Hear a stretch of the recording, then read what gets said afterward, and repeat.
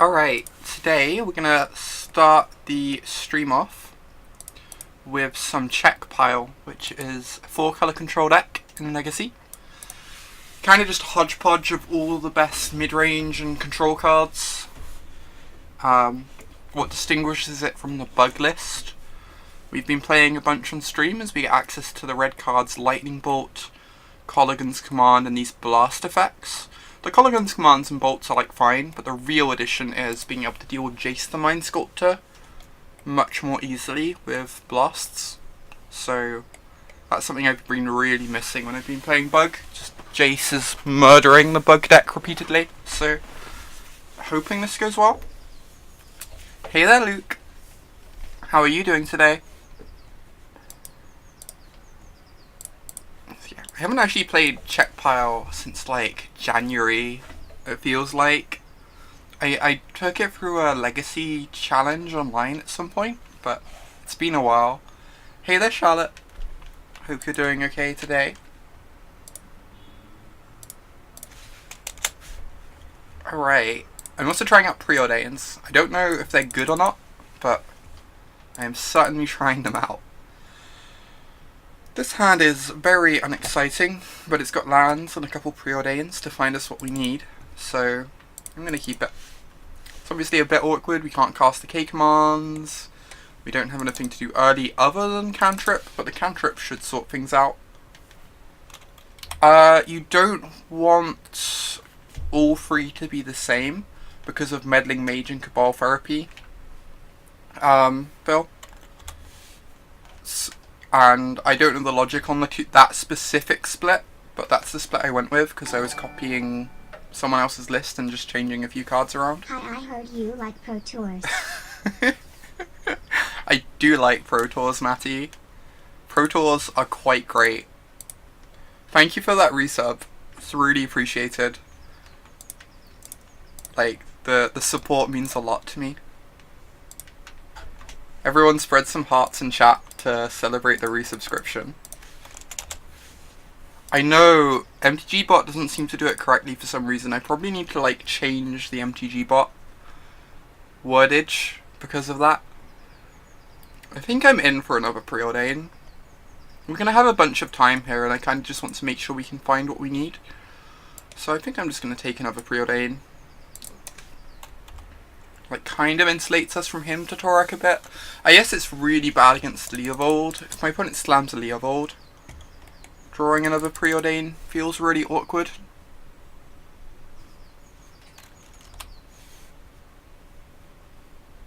Thank you so much, Maddie. I'm really, really excited to be back on the Pro Tour. Okay, this hymn's fine, provided we, like, keep the lands and a preordain. Okay, that's kind of okay. We kept one of the lands, ditched a Colligan's Command that isn't doing much. We still have a Colligan's Command to deal with the Shaman.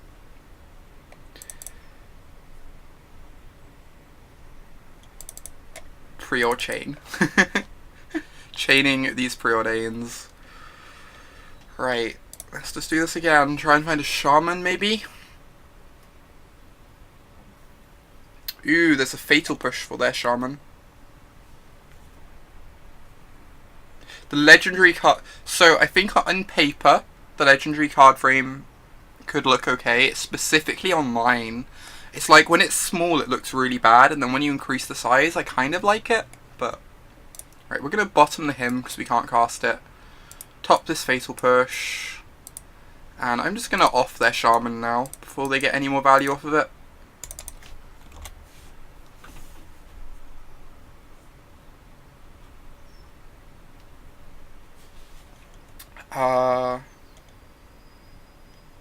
The Pyroblast isn't that much better though, because we don't play Young Pyromancer, so it's like only specifically better against what? A Phantasmal Image out of Merfolk, maybe?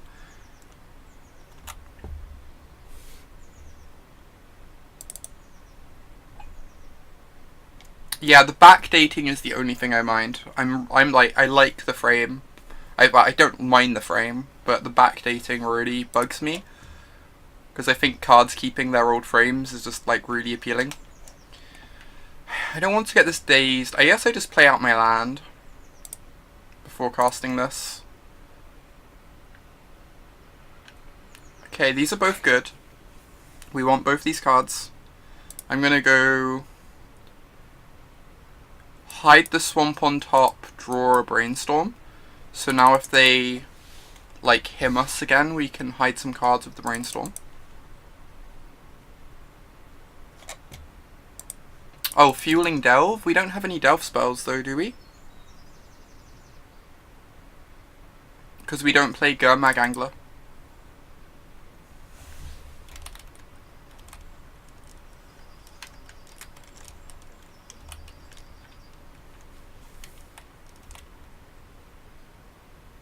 Yeah, the Pyroblasting to get an early Angler was like a really weird line though. That doesn't come up very often. It's like very unusual for that to happen, I feel like. Holy, I guess we're cycling this Brainstorm. This card is really good here. We've got lands, so we can't actually cast the Leovold next turn. Annoyingly.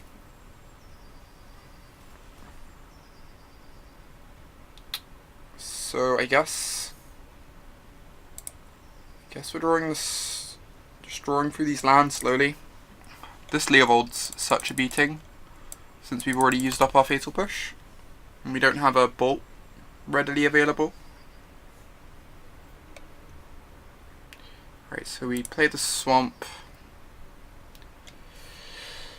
I am considering going K command, kill Delver, make them discard. They get to draw off the Leovold, but I think they only get to draw one card.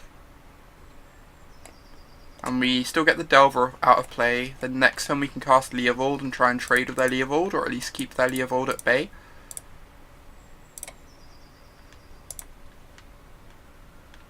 Oh, they do get to draw two cards. Okay, that's useful to know.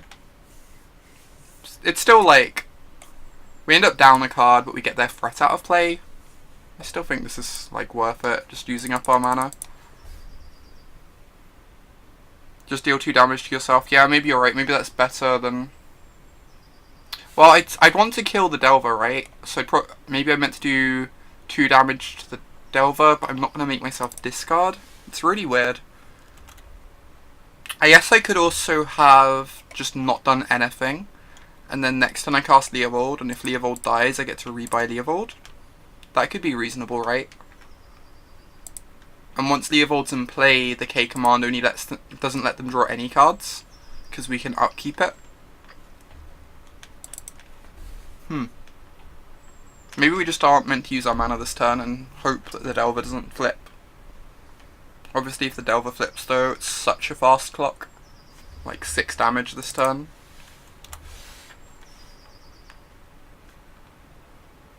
Right, this is kind of brutal. Yeah, discarding the him might be better than making them discard. I think I can see that. Yep.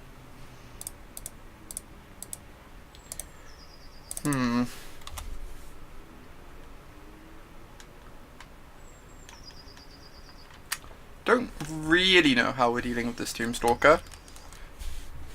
We've got 2 Edicts in the deck. But it's going to kill us really quickly, right? Jeez, opponent, please.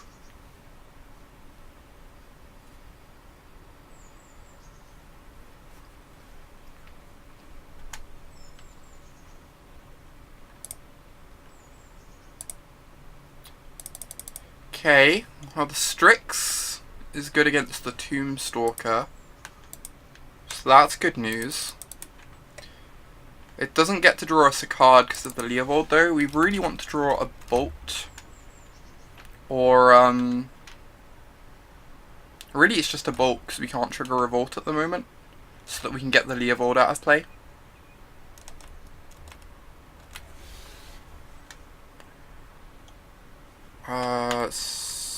So now we cast Strix. We don't draw a card, but we get our 1/1 against their Tombstalker.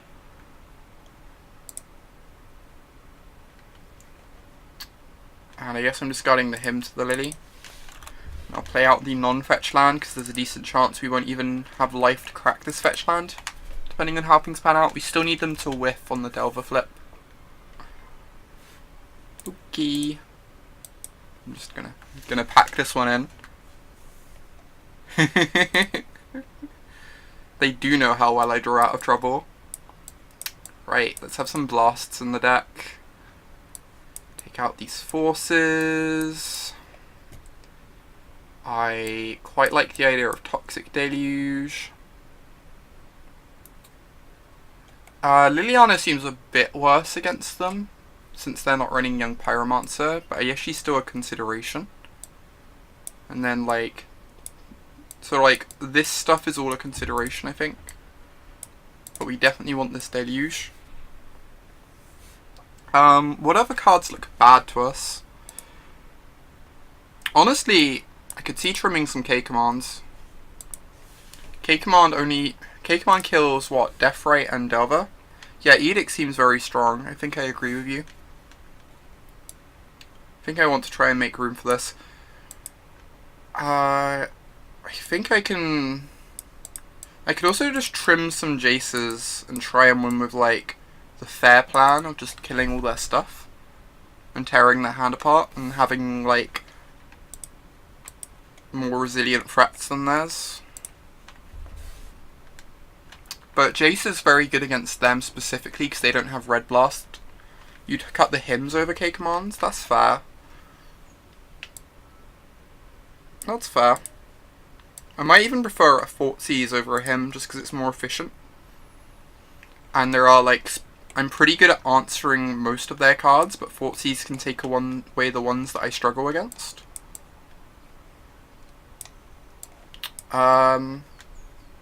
They likely have some number of True Name Nemesis, but we have 3 Edicts and a Deluge. So I think I'm just gonna run it like this and just have the one Hymn. Even if it's not the most exciting thing in the world here. We could also bring in the Liliana. I'm just nervous that there's only like one creature Liliana straight up Necrotiles. And there's a bunch of creatures in their deck she's awkward against. This hand is good. Gets lead on Scalding Tarn, fetch an island. Preordain to try and find some more mana. Preferably a black land so we can cast the Strix.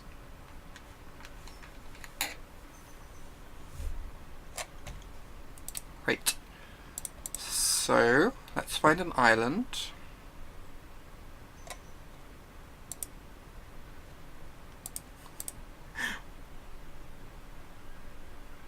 We found a land.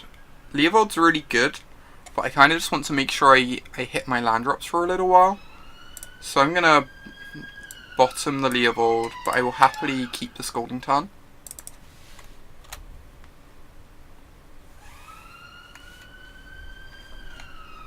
Next turn we get to run out of Strix and keep cantripping through our deck.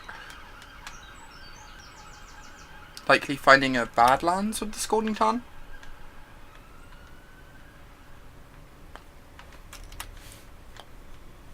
I mean, that's kind of true, Phil, but I feel like anything mid-rangey is inherently fair, even if the rate is, like, suitably pushed. That it's, like, a card like Hymn to Turek feels unfair when you're playing against it, but it is essentially a fair card, I feel like. In that it's just trading resources.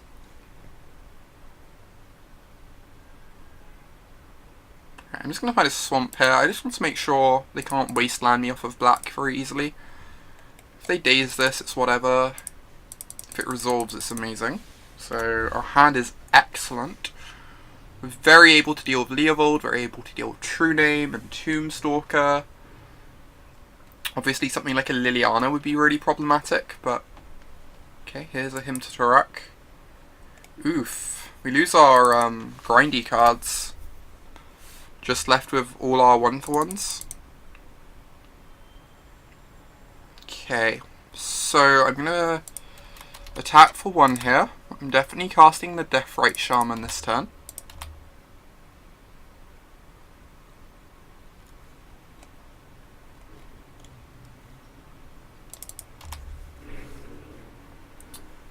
Oh, sad to hear that, Charlotte. When's your next GP? Yeah, I think we're in an okay spot. Shop. I agree. So I'm definitely casting the Shaman. I'm wondering if I want to preordain this turn. In which case I'd want to crack this for, like, a Badlands? No. There's no red-green land, so we end up cutting ourselves off a colour. I guess I'm in no rush to crack this, though. To cast the preordain, though. So I'm just going to cast the Shaman and pass the turn. We can preordain once we have a bit more of an idea of what we're preordaining to find. So, the reason some Czech pile lists have been running preordain over Ponder is, someone explained the reasoning on this to me. It was really interesting. I'm trying to remember what it was. So it was, we're 100% countering this. Do we want Badlands or Volk? I think we want the second blue for Jace and for, like, Snap Preordain. So I'm going to get a Volk here and blast this. Counter target spell. So I think part of the reasoning is, with Ponder you end up in these situations where you can look at your free cards and you, like, really want one of them and kind of want one of the others and really don't want the third one. And obviously part of the intent is you use cards like fetch lands to help solve that issue and smooth things out. But when you're a tempo deck, you get away with some of the downside of, maybe I should have got a second black because of the death rate. That seems correct now in retrospect. When you're a tempo deck, like, sometimes when I'm playing Delver, I see 3 cards and a couple of them are unexciting, but I know one of them just closes out the game. And that's fine. Why didn't they force over the Leovold? That's really interesting. They just really don't want the Swartzies resolving. It's kind of worrying. And it doesn't matter that you're locking yourself into a bad draw, because the game's only going to last 2 or 3 turns, or, like, that draw is locking your opponent out of the game. But Czech pile kills so slowly that when you ponder and see cards you don't want, and you don't have fetch lands to shuffle them away, then you're gonna be locked into drawing those cards. I'm gonna hold up the Diabolic Edict of the Death Rate. It means we miss out on the damage, but it also means we're representing more stuff as well. Makes things a bit more awkward for my opponent. Maybe they have a second Leovold, and that's why they happily threw that one.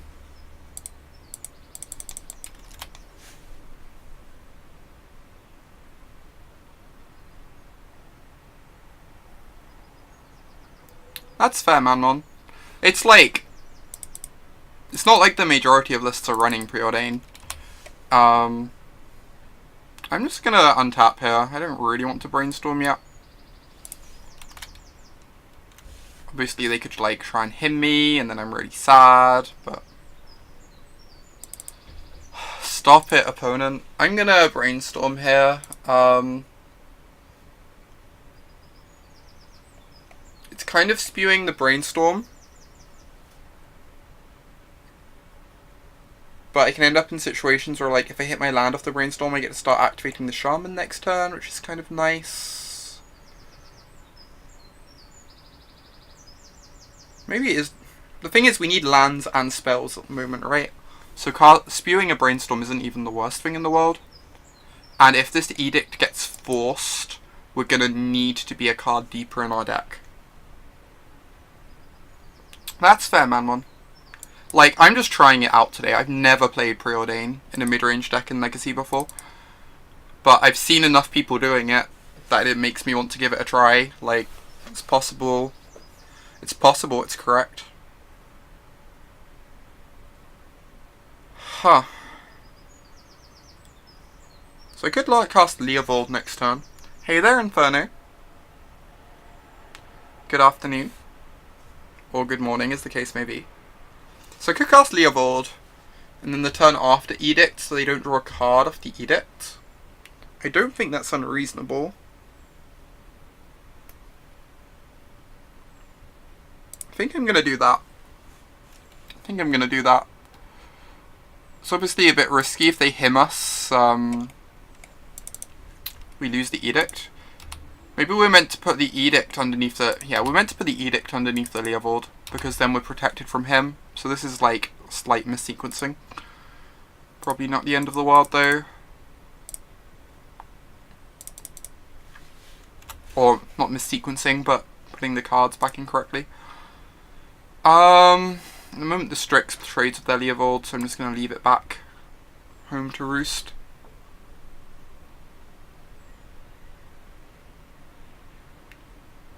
Oh wow, I hope that goes okay, Inferno. Hope it's not too bad. I guess this is the downside of waiting and they get to play another creature out to protect Leovold. But I think we're ahead on this board at the moment, so it's not really the end of the world for us. Now we get to start activating the Shaman. We can Edict one of their critters in their turn.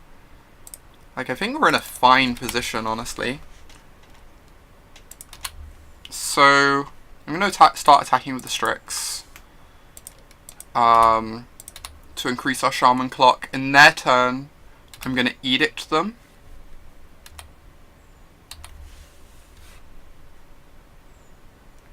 Because now they've drawn a card, they're not going to get a card of their Leovold because of our Leovold. Lots of Leovolds.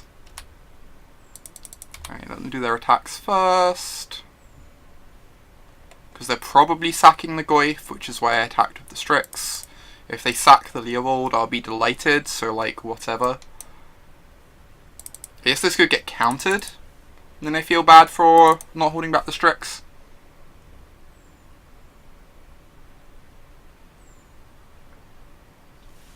Leo Voldemort. Oh my god. Maybe I was meant to do this upkeep to play around them going land Force of Will. Because if they were to force there, it would be kind of brutal. Is this a permanent? You are a permanent, so we can eat from their yard quite happily.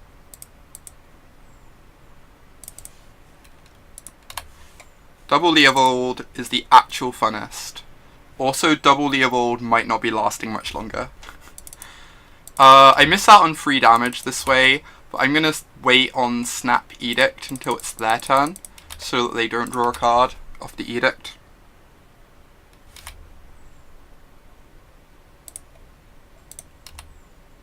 I think I'm just going to do it draw step, because then they can't play a land and have Force of Will up.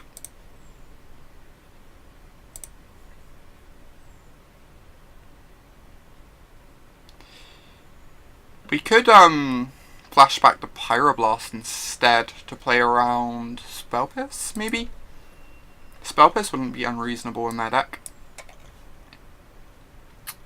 Leovold does actual everything. Card is quite dumb. Right, I think I'm happy with how we have this set up. Still don't think we want the Liliana at all, just because it only hits Delver properly. I feel like a lot of the games are going to revolve around Leovold or True Name.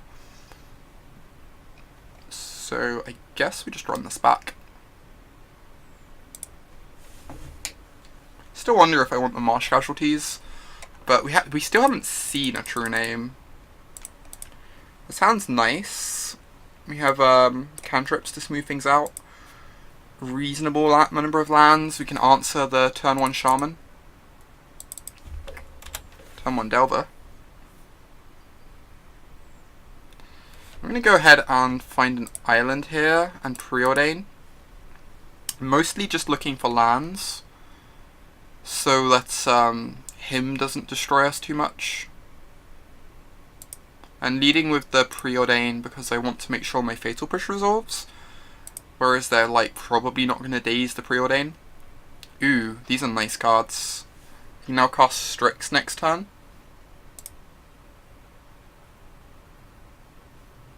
And Strix deals with the Delver nicely. Yeah, we want both these cards.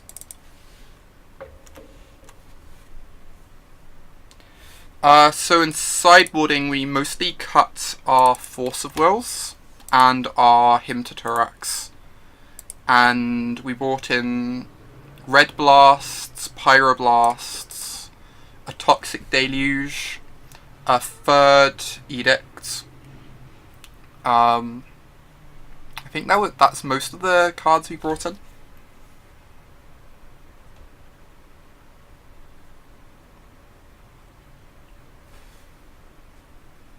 We didn't bring in Marsh Casualties or Liliana, since their opponent's list doesn't have that many X1s.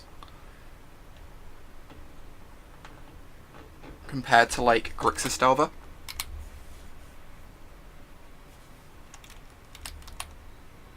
Right, so the Delver's probably flipping next turn. I'm inclined just to cast my Baleful Strix. I cut it on the play as well. I feel like a lot of the time it's specific cards we worry about from them, and that, like, raw card count doesn't matter too much, just because a lot of their cards are fundamentally weaker than ours. So as long as we're, like, keeping up in answering their cards, it doesn't matter too much. The fact that, like, they have the fact that they might, like, have more cards because they have hymns in and we don't. Just because our cards are more rawly powerful. I think I'm just going to cast Strix here. Pretty sad if it gets dazed, but if it gets dazed, it means they're not landing a True Name or Leovold next turn, which is good for us. I almost wonder if we want, like, a couple forces on the draw, just because the free drops are applying a lot more pressure here with us on the draw. The fact that our opponent can now land one. Yeah, exactly, Manmon. As long as we're playing to the board, we'll generally be able to go over the top. I wonder, we could cast the Strix off the Badlands instead. It makes us more vulnerable to Wasteland, but lets us keep the fetch for the Fatal Push. I'm not really sure on that one. That's feels like I feel like I just don't want to get Wastelanded. But being able to Fatal Push a Leovold would be really appealing. It's obviously something we don't really have access to at the moment. Alright, we're hoping this isn't a Leovold. Looks like it might be.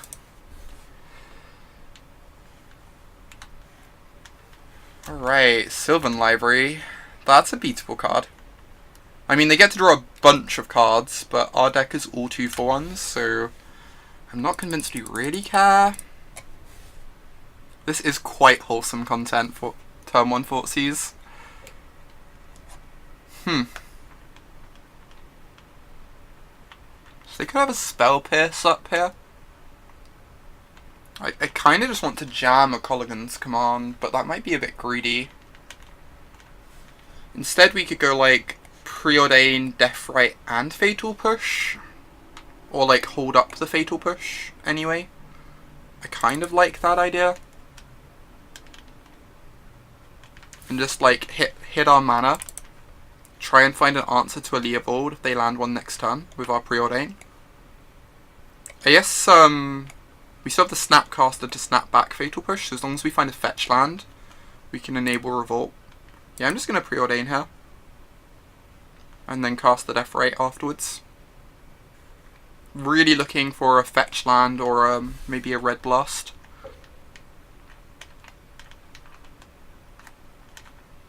Right, we found our one remaining Hymn to Turak.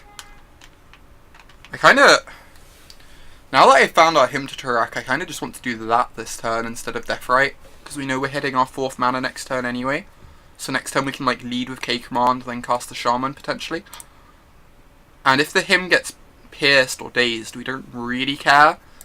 And if it resolves, it helps combat this Sylvan Library a bit. This seems good to me.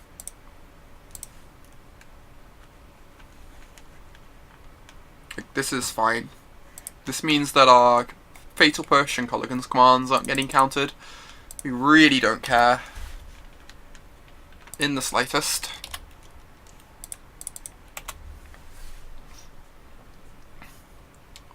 Obviously the library is scary, but I think we're in a fine position with our hand as it is.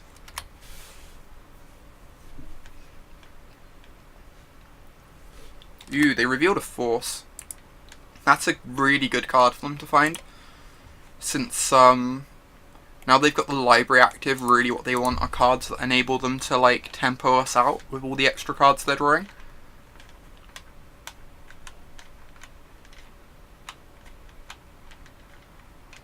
Interesting they didn't just pay 8, considering they didn't play a fetch land this turn. Is this a decay on the Baleful Strix? No, it's a Leovold. Cool, we can answer that. We've got a...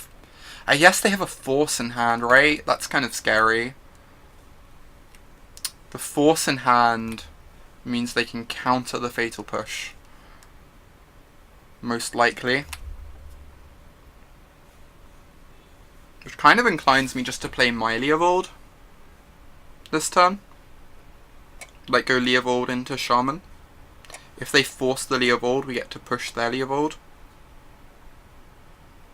And Leovold's really good against their Sylvan library too. That's fair, shop, shop, shop. I mean, they'd only be going to 11 because they just paid the 4, but...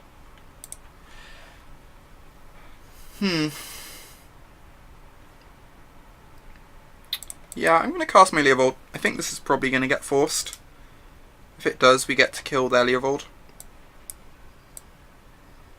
Do we want Bayou or Trop? I kind of want another blue source.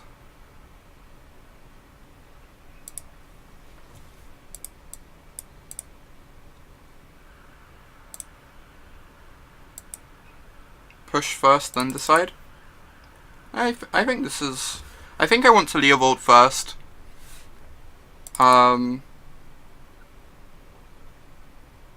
Yeah, we can't afford for the push to get forced. I don't think, which is why I wanted to do it that way.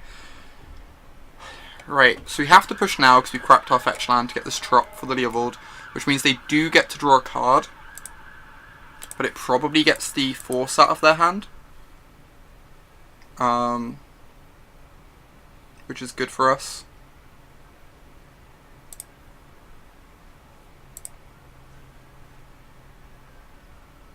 Like essentially we'd be trading like 2 for 2, 1 for 1 kinda, one way or the other. But we're also trading up in terms of mana. You're just deaf right now. We don't have a fetch land for our push though, so we'd need to like draw into a fetch land or something like that, which makes me a bit nervous because it means we're not going to have an opportunity to push the Leovold for quite a while.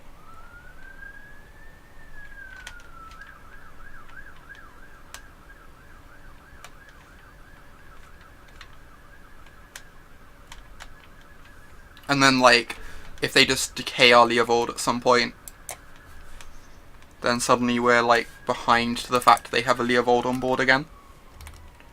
Yeah, Leovold with mirrors are kind of weird. I haven't played one before. This is funky.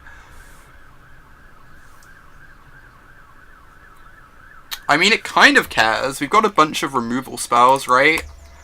And Snapcast is really bad with a Leovold in play too. I'm doing pretty well, Nuclear. That means fetch land is a great draw, and the board is stabilized already. That's fair. I don't know. I feel like I still just want to get their Leovold off the board whilst I have the opportunity. Four Seas is a bit awkward against Library, since they get to float good cards on top if they want.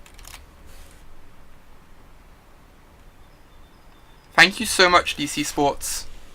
I am so excited for it. Especially for... I think I'm more excited for the Magic Online Championship than the Pro Tour. Like, it's gonna be kind of unreal. Okay, so... I'm gonna lead with Thoughtseize. And then we're gonna go K command, probably kill Deathrite, get back Leovold. And then cast our Deathrite afterwards. And we're hoping to strip a force out of their hand. because we know they have a force in their hand. Ooh, Jace the Mind Sculptor. So we take the Jace and then they can't cast the force? This is great. Oh my god. This is so good. This is so good. Hey there, Steven. Right, so we go... Return a creature... 2 damage to your death, right? That was a very good Thoughtseize. I do realise that, Charlotte. It's kind of absurd. It's the slightest bit absurd.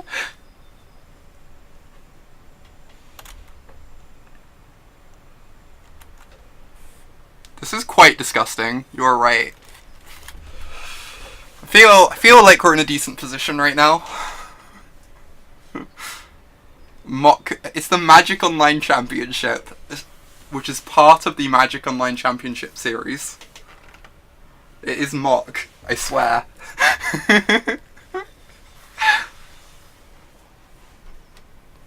Yeah, that's a bit surprising. Shop, for sure. Oh no, they wanted to... So they wanted to get our Leovold out of play. I guess they're afraid that if they cast a Jason just plus, we can like kill the Aberration and attack Jace for 4, but they still have a Jace on board then. So I don't know. Maybe you're right that they should have done something like that. It's kind of tough though. It's a tough position for them to be in. No, what was your comment, Charlotte? Oh yeah, I do realise that I have a 1 in 24 chance of making worlds. It is very silly and amazing.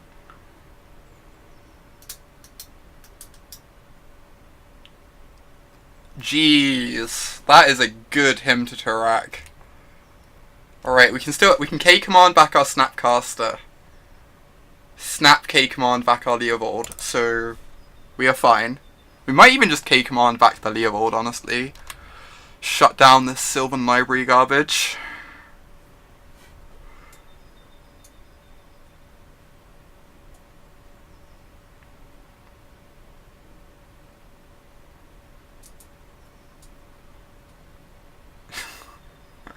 It is such an ideal opportunity to brag about it, to be fair, Phil.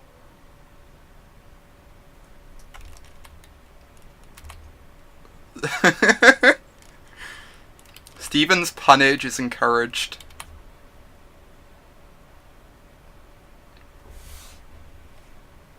We'll just 2 for 1 back over 2 for 1. Yeah, I think I'm just gonna get back the Snapcaster.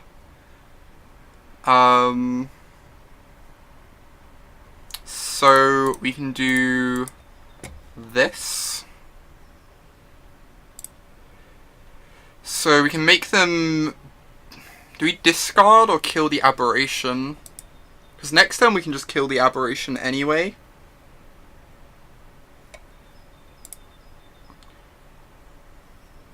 I'm kind of thinking that if they have another hymn, and we make them discard here, then at least next turn we get... In response to the hymn, we can flashback Fatal Push. So we're still getting value out of our Snapcaster. I kind of like that. So return a creature, discard a card. Oh, we know they have an Underground Sea in hand. They have a spare Underground Sea in hand. I'm just going to kill the Aberration. If they have another hymn, that's fine. Return a creature, kill your Aberration.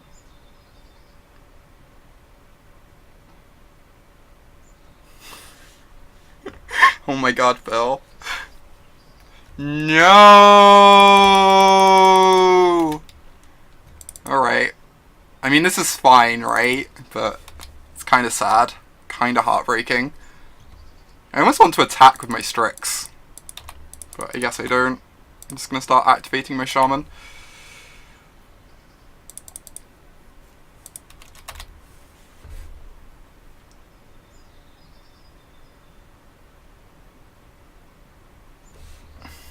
I also need to play a bit faster. This deck does not encourage me to play fast. It is quite deadly. If they pay any life here, they're just going to die to our shaman in no time at all, right? So they have to be kind of careful about that.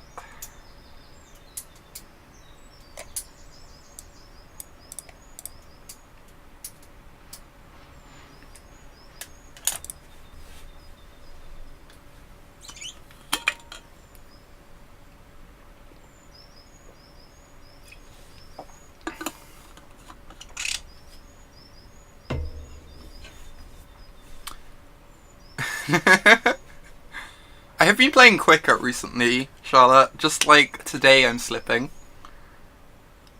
Something about having like all the snapcasters and K commands in hand. It's just so many options.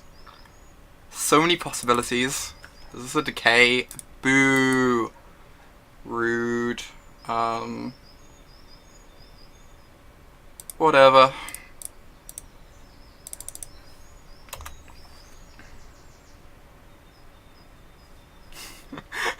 I fall into the red and my heart resumes beating. Oh my god. Ooh, they're forcing the trade. They were considering forcing the trade. We have some very good draws available to us. They do have a library in play though, with a fetch land. So they're going to be drawing very good cards every turn. But like, the hymns are dead.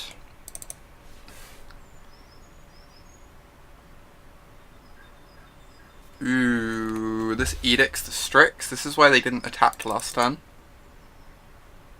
We have one more Colligan's Command, and we also have 2 more Snapcaster Mages in our deck, Nuclear.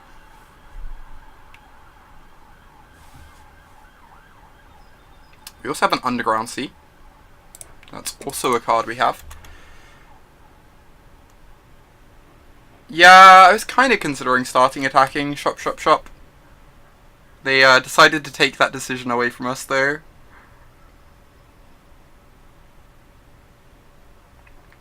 Sultai Delver looks really, really impressive.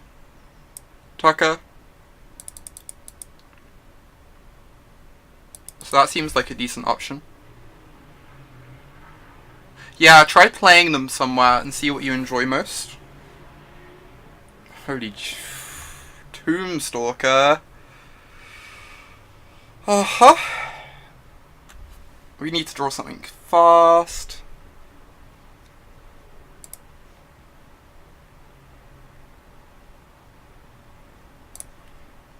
Right. And we get the best card of our top 3, which is apparently a Baleful Strix. Baleful Strix is pretty good though. So let's put these back. Cast the Strix.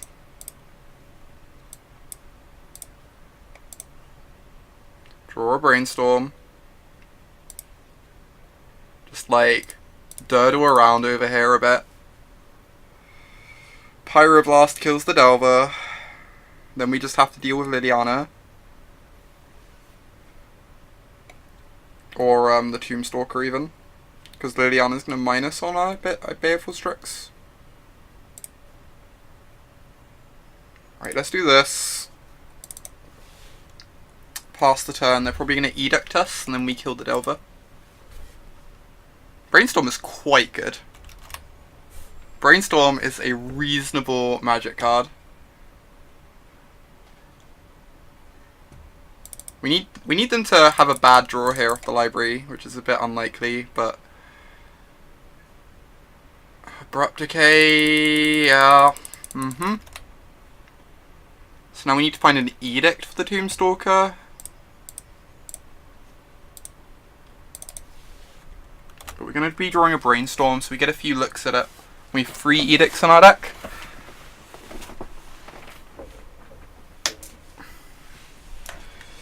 We still haven't drawn an Edict, so we're drawing pretty live.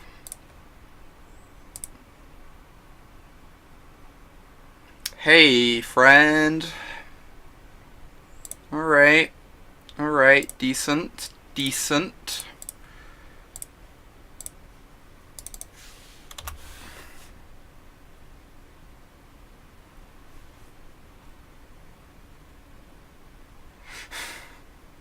Still got to deal with, like, this stuff, but slowly getting there.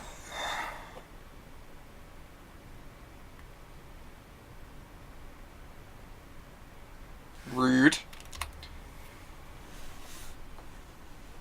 You think we want to shuffle it away? I think I don't want to waste my shuffle effect, because if I find the edict, I'm probably going to need to shuffle after brainstorming. Was my thought processes.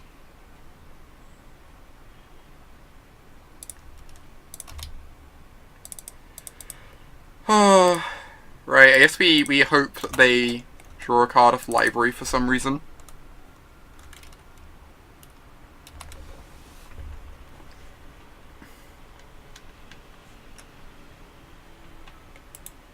Yep. Sadness. That game was really close. We had so many 2-for-1s, but like, the second hymn kind of got us. Second hymn was a bit brutal.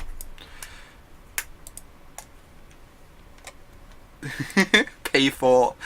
Do it, opponent. Do it. But after we hit the edict, we have to still be able to play Magic, Man. Is my thought process.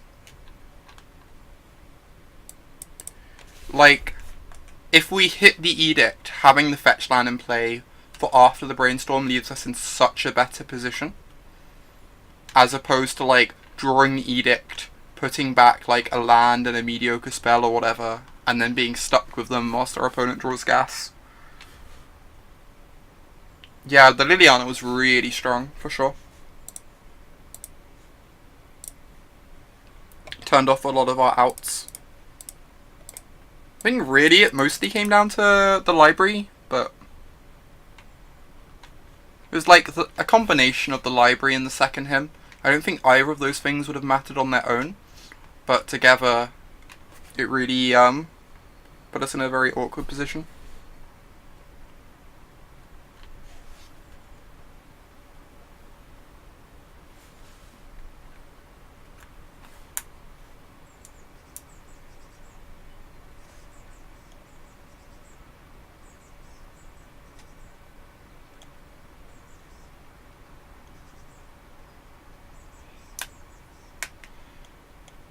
Yeah, Alessia, that's like most of the dual lands for Pile.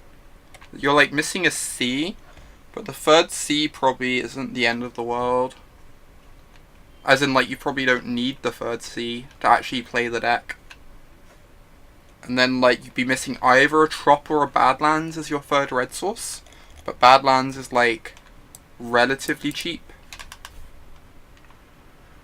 So, like, you're fairly close to the Pile mana base.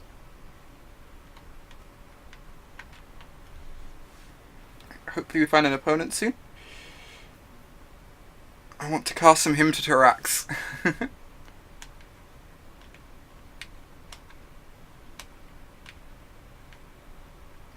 Yeah, exactly, Nucleo. Because you just like go fetch the actual original dual land whenever you can. The shot clan's like very not gonna end up hurting you that often as a result.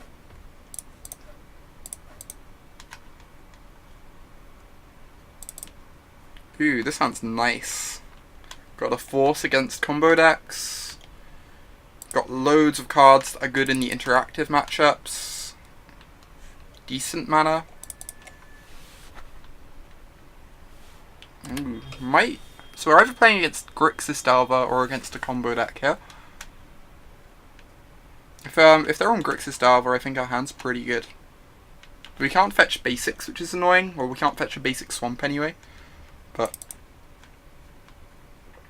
Infect and Legacy is like fine, it's playable. The main problem with Infect at the moment is it's very weak to all the Deathrite Shaman decks because they have so much interaction.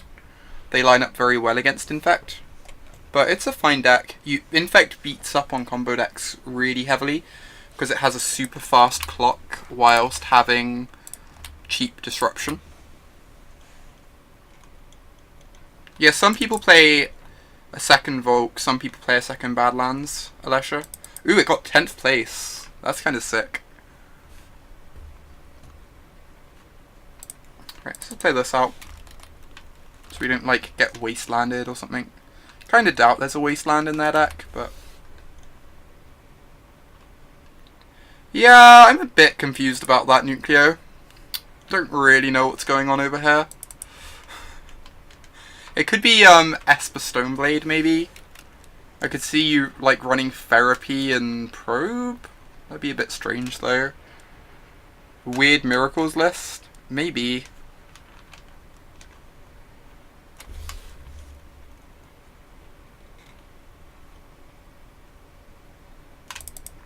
An aggressive Mentor deck or some absurd blue-white combo deck. Probably a Monastery Mentor deck.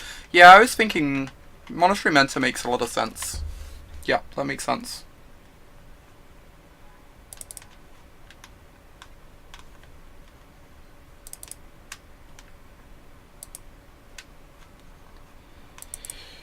Kinda curious to see where this is going.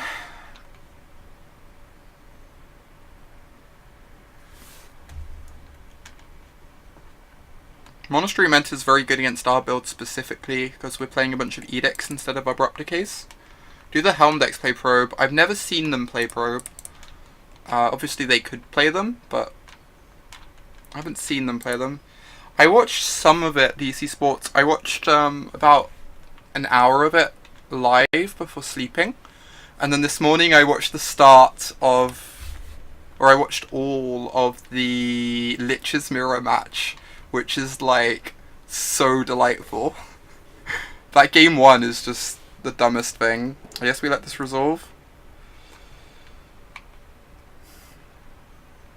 I could force, but I don't know. They don't really know what we're on. Probably gonna name Brainstorm or something. Baleful Strix.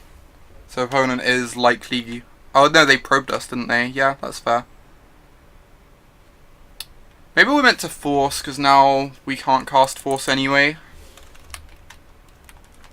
I suspect that is the case. Because then we can still cast a Strix this turn. You wish they'd built the channel Lich's Mirror deck a bit better. Yeah, not having a red source they could fetch was really awkward.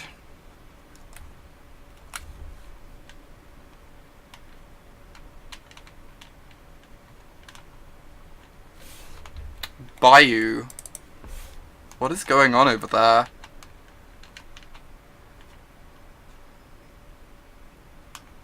I guess this could just be Stoneblade, right? This is for Deathrite? Deathrite activations? Oh, I need to watch the final match then. I'll go back and look at that tonight probably. Green Suns for 2. Okay. What the hell? Who plays Voice of Resurgence against our Diabolic Edict deck? This is the first time I've ever seen this in play in Legacy. I don't actually know how we win the game anymore. Hey, Cambo. I guess I have to Edict this, right? I guess I have to Edict this. It might be Nucleo, I don't know. Yeah, weird Maverick deck with blue.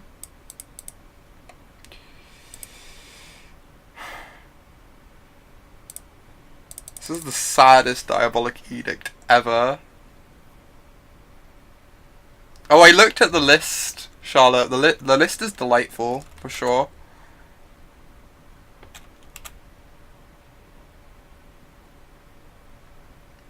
At least the Snapcaster trades the Elemental pretty cleanly.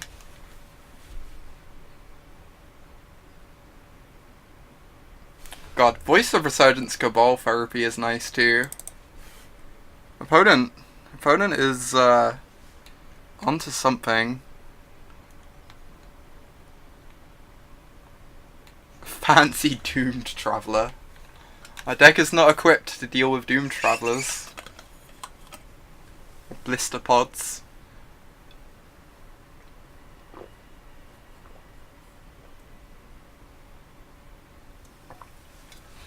If they're playing True Name at all, then voice is kind of sweet. You can use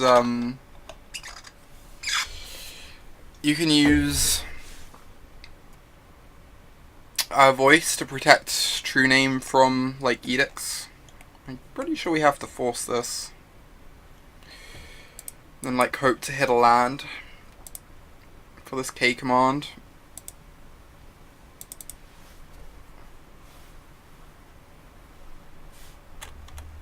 Brindle Shoat. Jamming Doomed Traveller into your neck fit list. Oh my lord.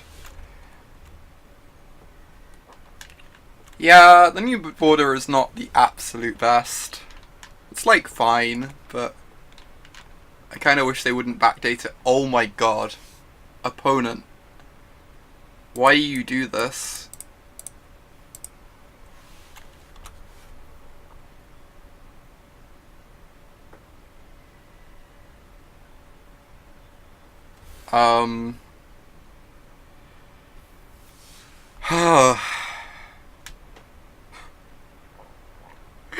So I guess we're killing the Deathrite Shaman here.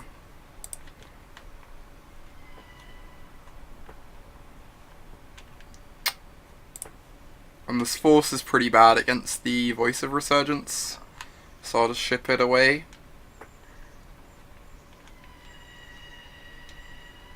So many Doom Travelers. This match has been mono Doomed Travelers. I've never seen this many Doomed Travelers in my life. Opponent's deck seems challenging for us, I will admit, Stephen. It does look kind of sweet. Kind of wish I had a list for it. Oh, that makes sense, Alessia. I think I saw her post about that. So like if it was higher res, it would look cleaner, I guess, rather than like a bit blurry.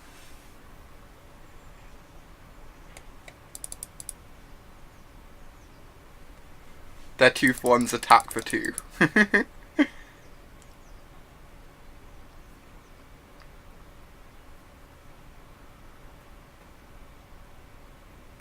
That seems like something that is probably not happening, Stephen. But you can keep dreaming.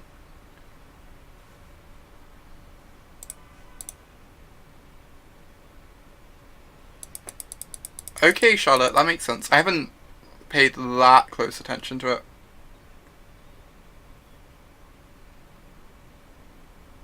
Or making cut MTG cards like they do with baseball cards.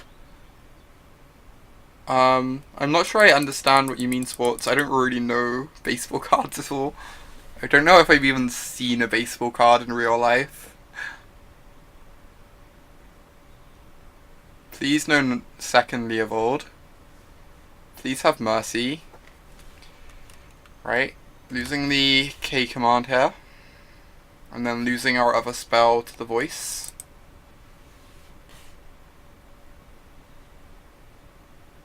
This is horrific. This is so horrific.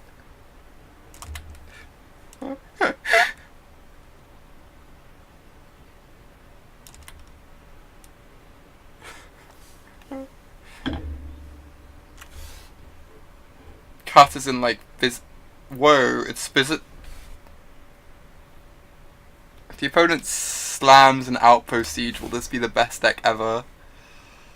Yeah, we're getting slightly outvalued here. This is a bit embarrassing. Not gonna lie.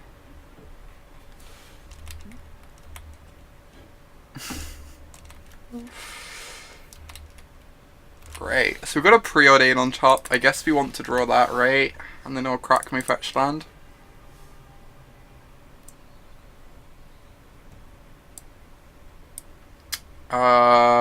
And find an Underground Sea.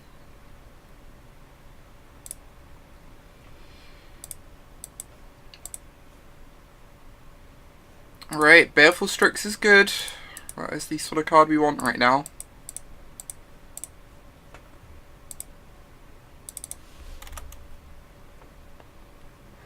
I do kind of want to play the opponent's deck.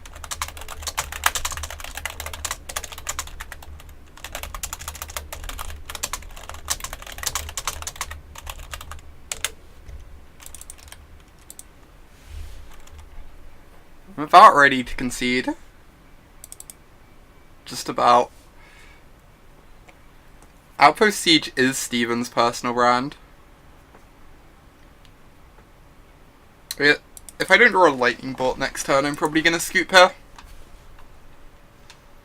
Just wait for them to 5-0 and I can see that list.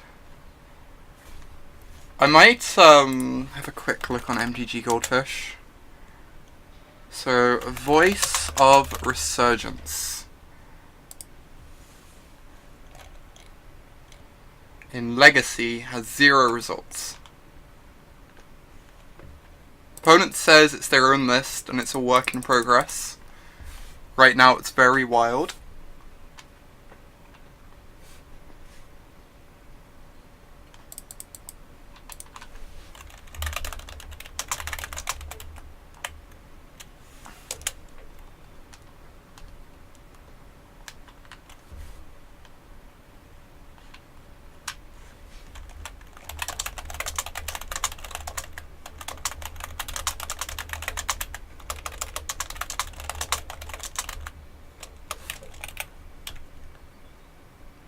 If I...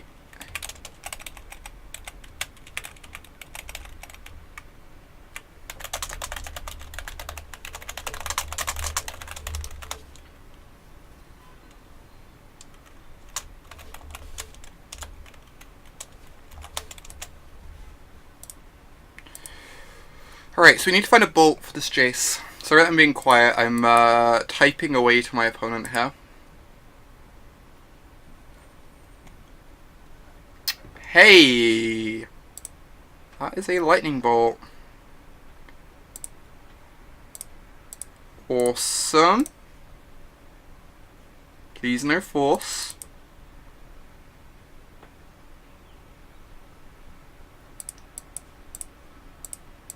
Yeah, that was quite nice, Nuclear. We're still a bit behind here, but kinda getting somewhere.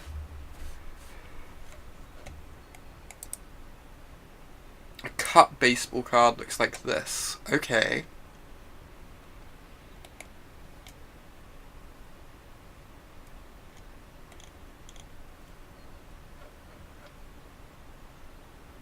Whoa.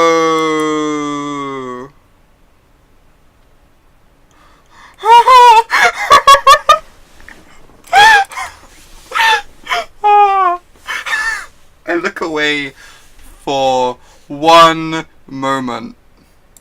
For one moment.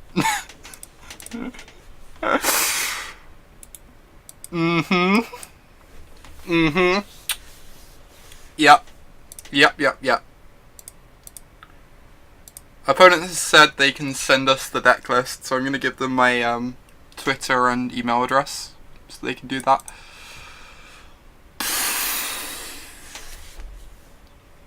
Yeah, this is natural order, boys. We don't have a deluge in the main deck, DC. Oh my word. Right, I guess we want this him and this Thoughtseize 100%. I also kind of want to sideboard into a different deck. That's another thing I want to do. This does not feel like the best matchup. These Edicts, good against Progenitus, but they're so bad against everything else. I think I'm just going to take them out.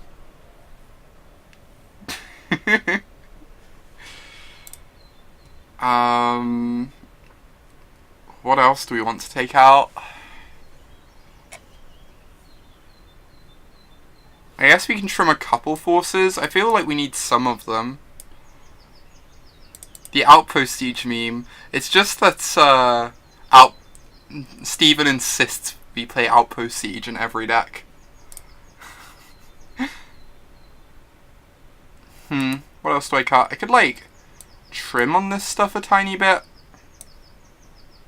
I don't really want to cut all my forces, because they have a bunch of really problematic cards for us. But I guess we're hoping to deal with them mainly with discard. So we can do something like this.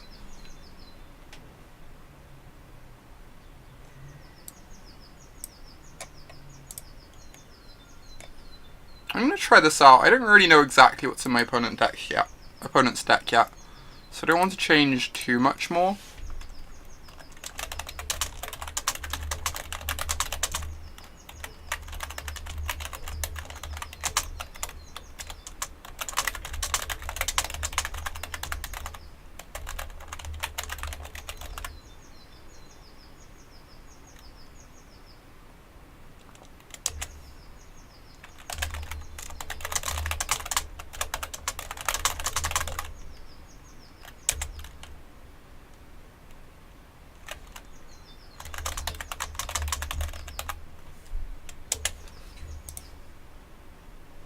Hey there, Lily-chan.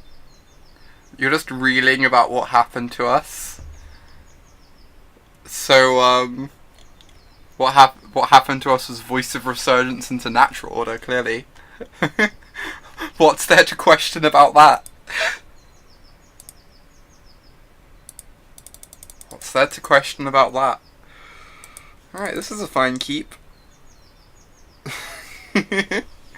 Yeah, pretty much, Stephen. It did seem that way. For sure, Manmon. It seems delightful.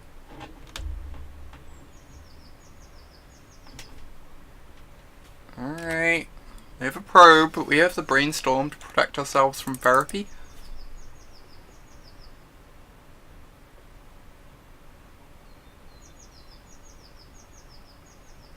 Yeah, I've seen it before, Charlotte. It's just been a while. Like, the last time I saw a Natural Order bug was, like, literally years ago.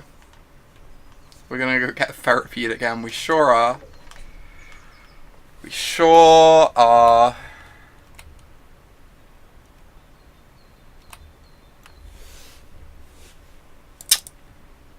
Right.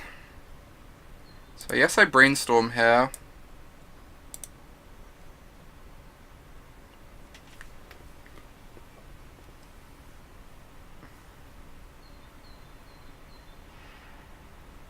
Are they considering countering this?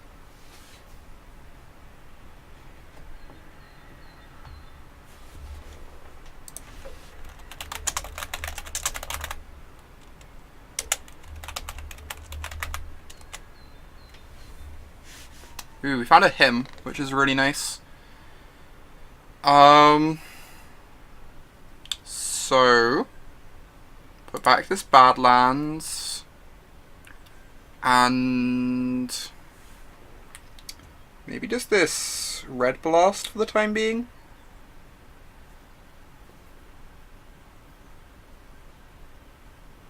Or maybe the Fatal Push, since we're going to go him into K Command. I kind of just want to put the Red Blast back though.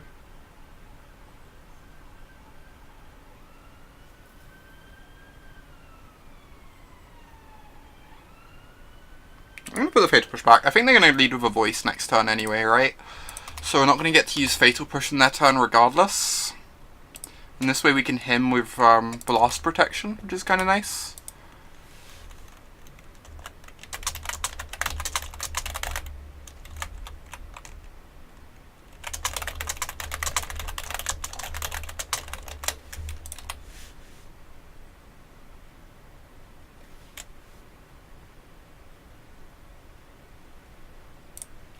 Oh, that's reasonable, Manmon. That's reasonable. My thought process was that if they do therapy us, we want to have Brainstorm up. Which means playing out a fetch land. But we get to draw the Fatal Push this way, which is fine if we don't get therapied. Now we can shuffle away the Badlands and cast him. We're probably just drawing the Badlands off the shuffle anyway, which is kind of dumb, but I guess if I get...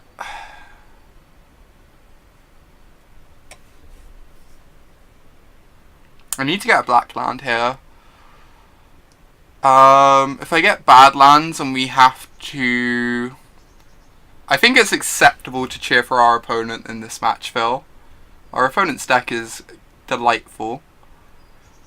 I guess I get a Bayou, and I accept I only have one blue source for a little while. Oh no, this can get Volk, right? Yeah, this is fine. This is perfect. Cool. And then let's him our opponent. Wow, just letting it resolve. Swords Voice. Okay. I could just Fatal Push this Voice now. Which is probably fine. Means we aren't protected from Therapy, but we need to get the Voice out of play at some point. It does mean we have 3 black lands, which is not ideal, but we need triple black for this turn anyway, so it is what it is. Next turn we can K command the Elemental, discard maybe.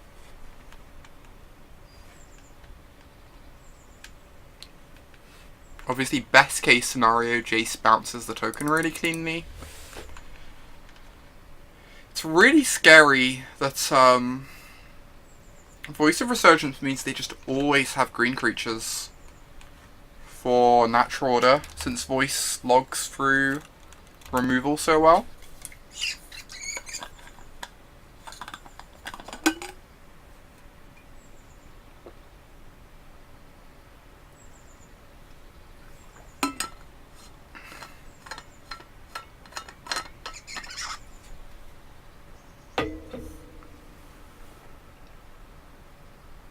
Alright, going to 16 here.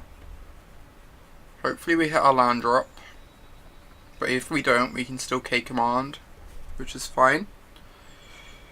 But ideally you want to hit our land drop, because then we can go K command, hold up Reb, which would be ideal. Ooh, that is very good. Right. So I don't think it's safe to land Jace quite yet. But we can K command the Elemental now and make them discard.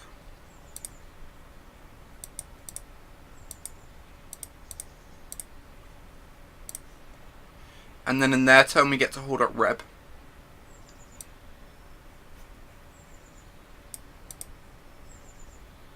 They have Brainstorms, DC.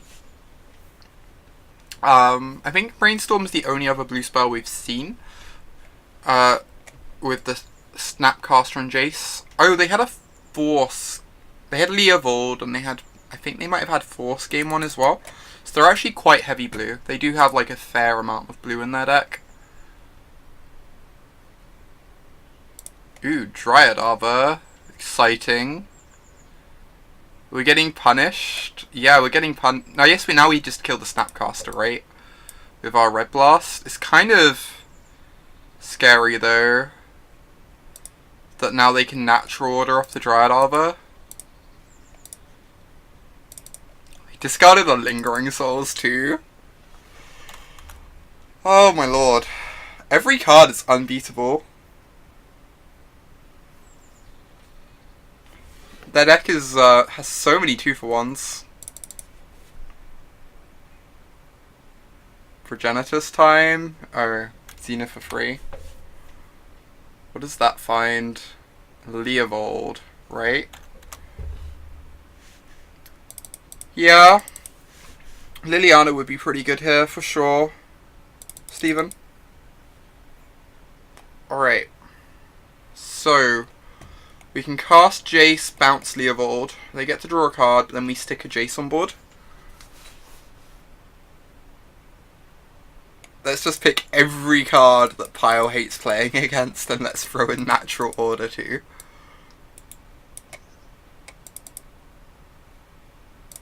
Right. I could just plus Jace on myself. I think I want to bounce the Leovold though. At least it makes them commit the mana to recasting Leovold. They get to draw a card. But I think that's fine.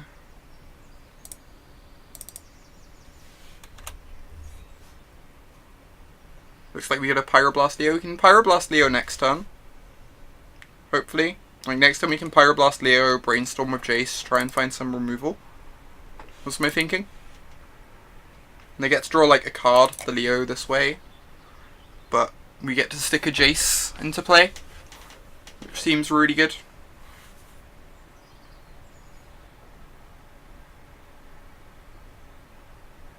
Yeah, Steven, we'll be boarding in the Liliana. Agreed. Oh, this has to be... Okay, it's just the Leovold again. So they're gonna recast the Lingering Souls? No. This means there's probably a counterspell up for Pyroblast. But at the same time, we have literally no other option but to play into it. So I guess we just have to cast this. If they do have a counterspell, it really sucks for us, but we have literally no other option but to cast this Pyroblast and hope it resolves. Hydroblast. Yeah. This is us getting punished for casting Jace last turn instead of killing the Leovold. I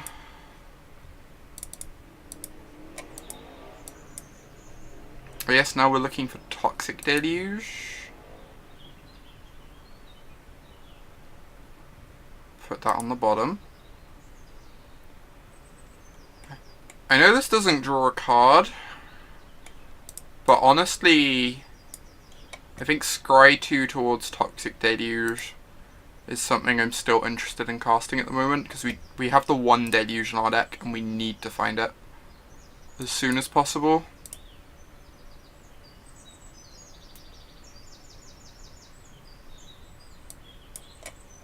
So I know it sucks to cast like 1 mana Scry 2, but yeah, I agree, Nuclear, you do just need a Scry 2 right now to find a Deluge, since this board's about to get really out of control for us.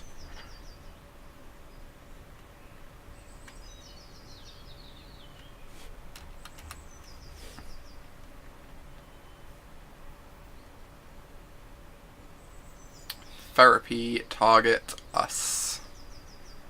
I guess this is when we cycle the Brainstorm, right? I mean, it's not really cycling, but it reorders the top 3 cards. Yes, this is what we're doing. Oh no, it doesn't even do that, does it? I'm stupid.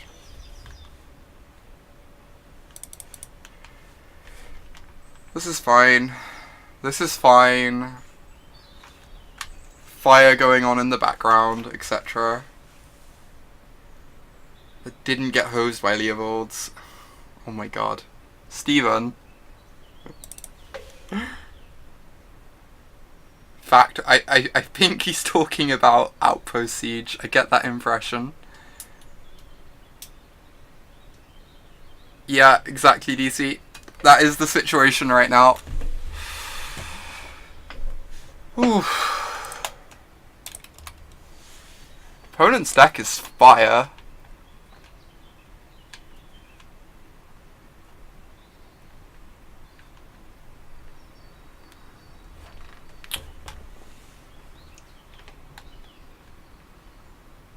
Okay, they've cast the Lingering Souls. We've drawn a 1/1.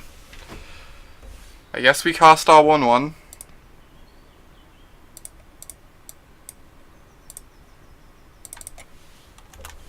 At least it stops the Leovold attacking. Factor of Fiction does work against Leovold, which is quite funny.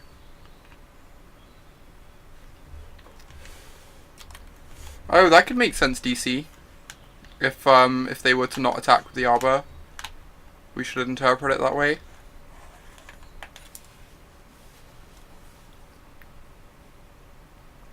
Maybe they already had a blue card for Force and they just wanted to run out the souls. Gear Hulked Factor Fiction. I've done that before in Cube. It's quite delightful. Right. Toxic Deluge. One time. Believe in you, deck. Or a 1/1. Cool, cool. Just keep casting these things.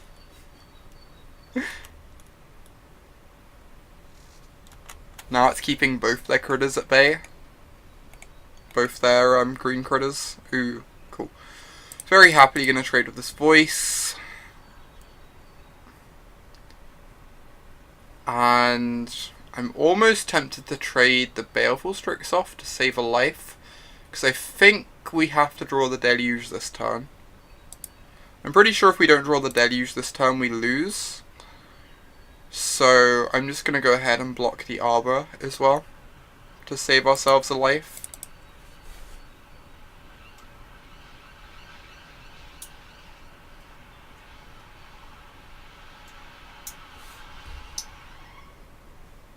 Yep.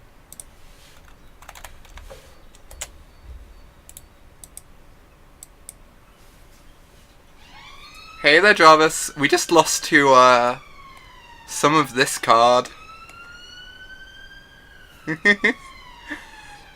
We're dying because of the Voice of Resurgences against our Pyro deck. Opponent was on Natural Order Bant with like multiple Voice of Resurgences. And I guess it was like 4-color because they had therapies as well. It was quite delightful.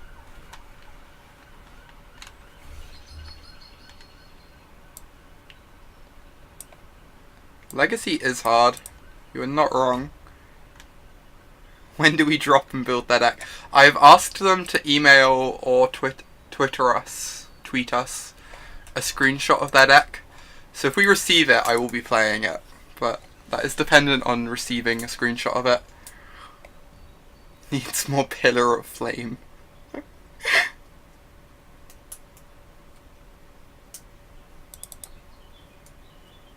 That matchup felt reasonably unwinnable. Shop, shop, shop. This deck clearly needs more Voice of Resurgence. That would be a tough inclusion.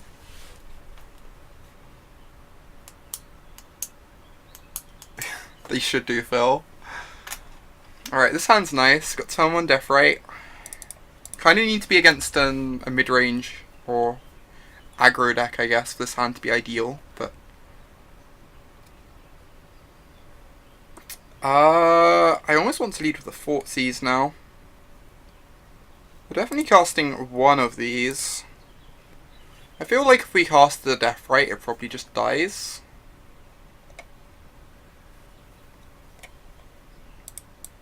And getting a Thoughtseize out seems appealing. Although the longer we wait on the Thoughtseize, the better it gets. Yeah, I'm going to cast the Death Rate. Waiting a turn or two on the Thoughtseize is going to make it a bit better here. If the Death Rate dies, we don't really care too much.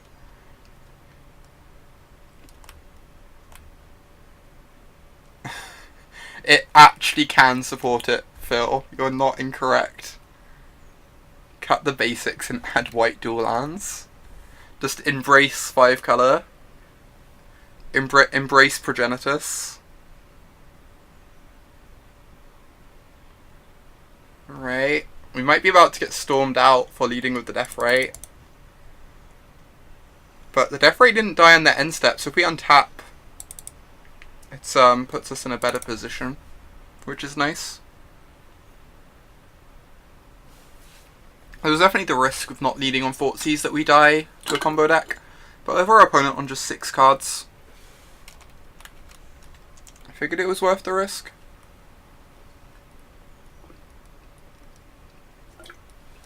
Especially since the Thoughtseize is better against a combo deck. If you leave it a bit longer and get to see the extra card. I'm just going to F6, they know we have nothing. They've probed us.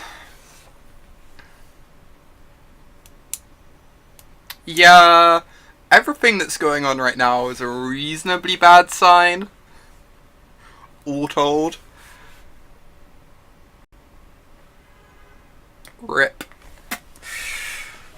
R.I.P.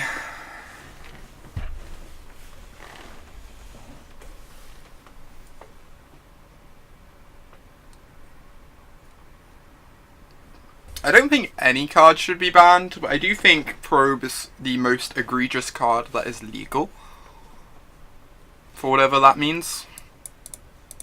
Is this an Empty the Warrens? I mean,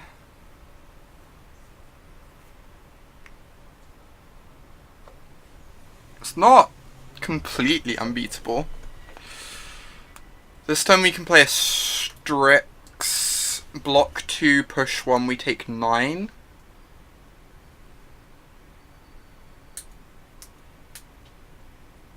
We did lose the die roll.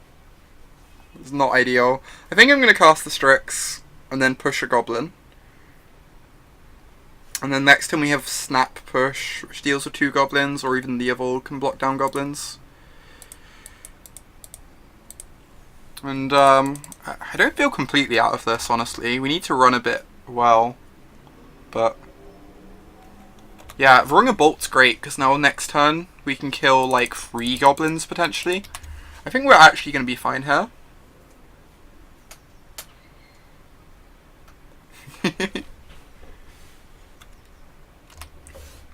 Because if they attack, they're going to lose 3 Goblins. We only take 9 down to 11. Even with the fetch land putting us to 10, next time we can kill 3 Goblins and block 1 with Deathrite. We only take 5 down to 5, and then we're in like a really decent position, I feel like. It's sad that we only lose the tier 1 decks like Storm and Natural Order Voice.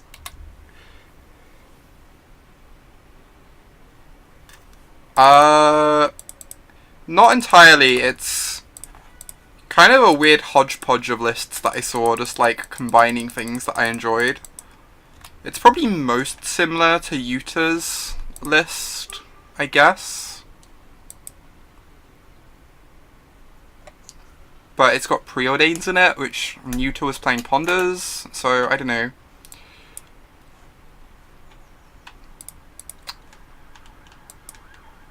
I'm kind of just trying it out, to see if I like it, before actually tuning the list to be, like, actively good.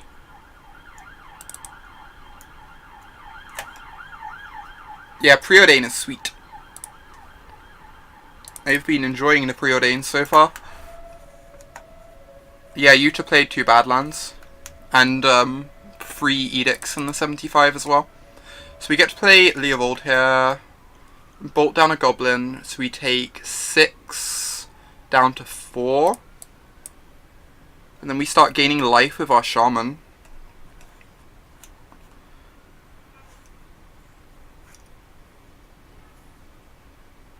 Edict is so good right now. I'm assuming you mean it in Legacy in general, in which case I agree. In this game specifically, I would like to not draw Edict, please. Alright. Kill 3 Goblins, take 6 down to 4. But then we have like Bolts. We can gain some life off the Shaman. I think we're in a fine position here.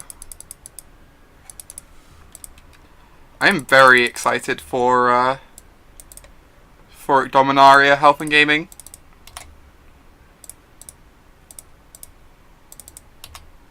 The fact that there are quite so many playables for Standard is really exciting.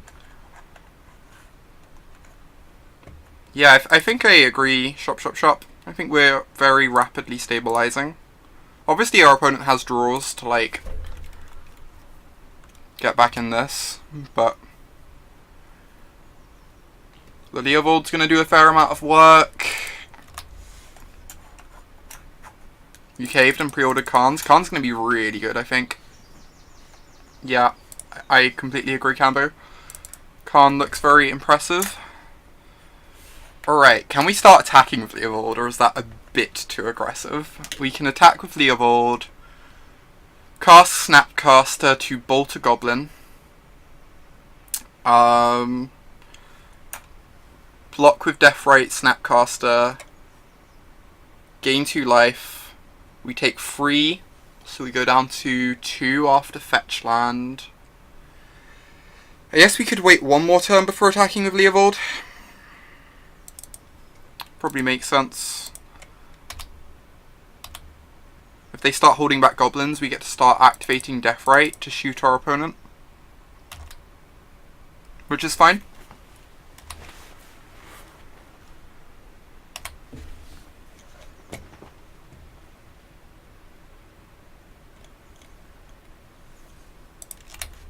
The opponent can't really attack here, I feel like.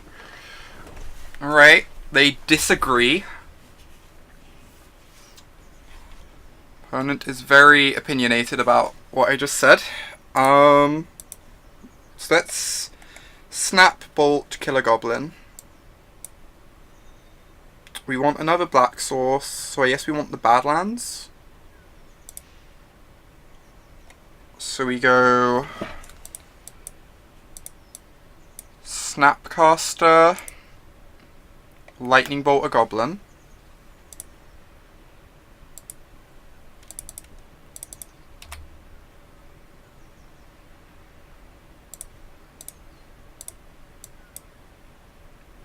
And we can block 3 goblins, gain 2 life, and now they only have 2 goblins back, which means they can't trade off with our Leovold when we start trying to turn the corner, which is really nice.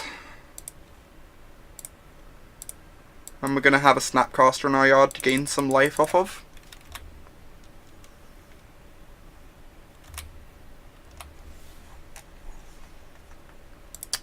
Oh, you're right, shop.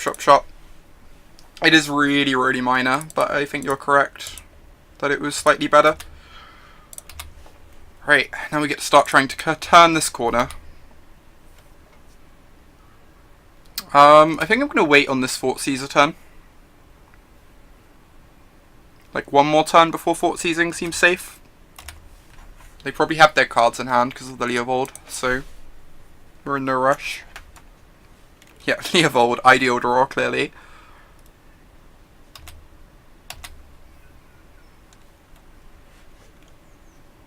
Still attacking with the Gobbos. Jeez. I'm going to bolt the other goblin, because if they start blocking with the goblins, it's going to gain them 3 life anyway, because it will stop the Leovold from rumbling.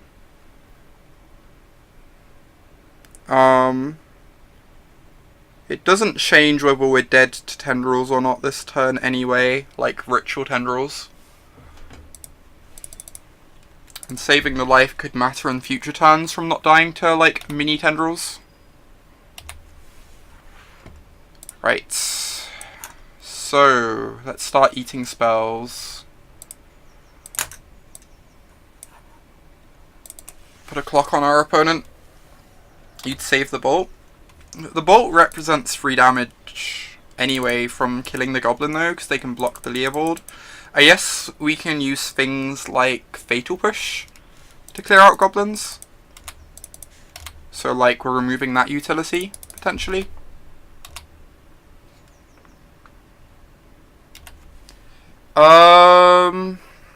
Are we Fort Seizing yet? The answer is I do not know. I'd go down to 1. So then I have to worry about Burning Wish, Grape Shot. This can put me up to 3 though. We can also cast the Leovold at some point just to get a creature in our yard for a Deathrite, in case that ends up mattering. And as long as we survive through their next turn, we're going to get to go activate Deathrite, attack. I guess it's 2 turns, isn't it? I'm going to Fort Seize here. And then I can't cast the Leovold and gain life this turn. Of note. But I've still got the Snapcaster I can eat if I need to gain life. Because I've only got the 1 green source, which is why I can't cast the second Leovold. Anyway. Very easy game. Clearly. Clearly just winning that the whole time, of course. Oh my god. Right. Let's bring in some cards. Let's take out some edicts, because they seem mono-garbo. Blasts aren't amazing against tests, because they like tend to board out on cantrips against Leovold decks. But we might still want them anyway. We definitely want these Flusters. And this Blue Blast. K-commands are garbo. I guess we just trim on some of this stuff.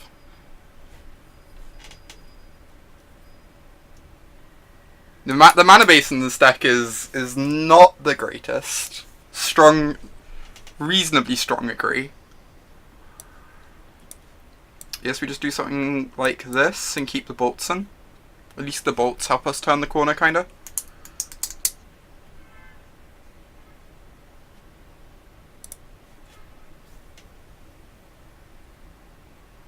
You wouldn't worry about Santid Swarm? What other real cards did you bring in, like Surgicals? I'm always kind of iffy on Surgical versus tests. Feels like sometimes it's good, but a lot of the time it feels really underwhelming. But I guess the Colligan's commands at least make them discard whilst killing Santid Swarm.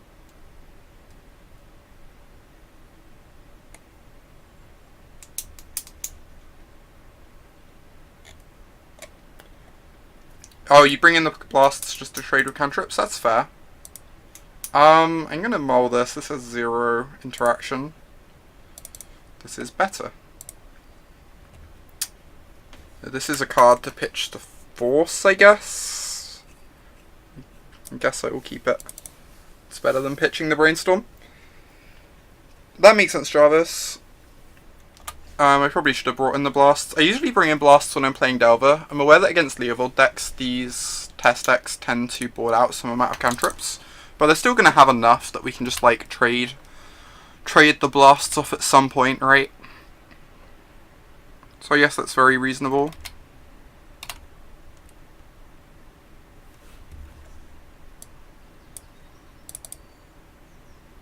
Like, if we had a blast here, we'd be really happy. Not that we'd have one instead of any of these other cards.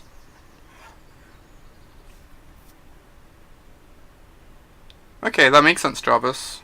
Yeah, obviously your own opinion, but I mean, I was really surprised when I was told that some people do that, but so I'm in agreement with you, not that I play Storm or I'm any good with Storm, but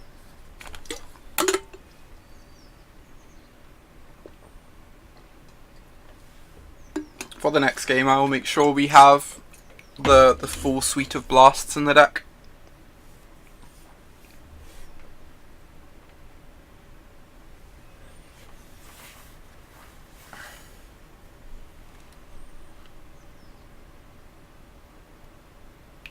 Yep, that makes complete sense to me, Jarvis.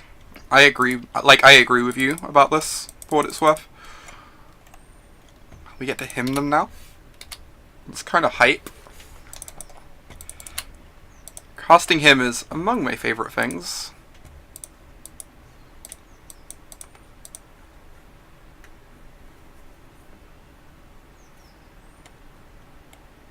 Dark Ritual and Cabal Therapy. Okay. Reasonable hits.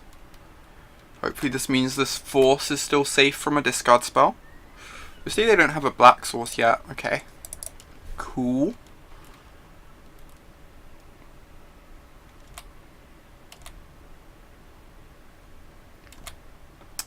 Alright, we get to untap here. I could cast the Baleful Strix, get like a tiny bit of pressure in play. I think I want to cast the Ponder though, and find like one more piece of disruption. I'm going to cast it off the Trop, because then if I find a Hymn to Turak, I can cast it off these two lands. We can just hold the Strix for the Force for a little while longer. Bottom the Maya, and I guess we probably keep the Brainstorm. It's not like great, but it's probably better than a random draw. Honestly, now we've drawn the Brainstorm, I might cast the Strix. Get our 1/1 in play. We still get to hold up Force. And we have like 2 Brainstorms, so it's not like we need both. And digging a bit deeper with the Strix is going to make our Brainstorm better when we cast it anyway.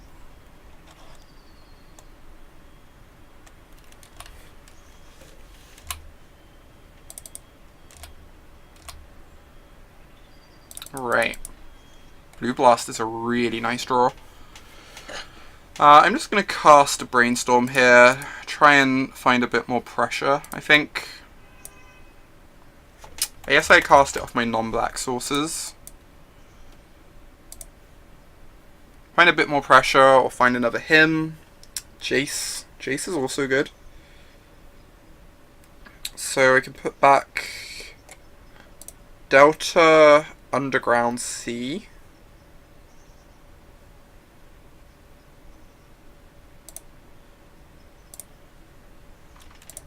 And now, next turn I can draw the Underground Sea and cast Jace with Blue Blast up to fight over a Burning Wish.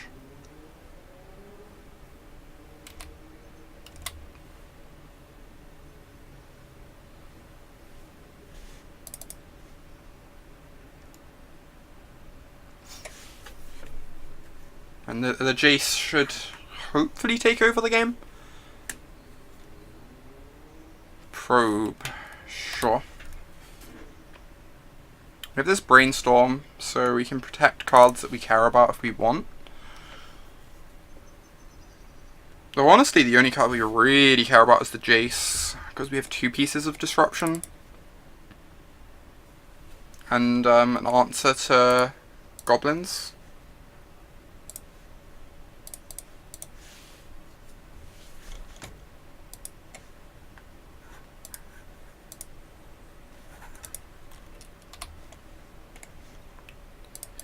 Cool. We get to untap. Untap with a Jace the Mind Sculptor in play. I'm into that. Alright.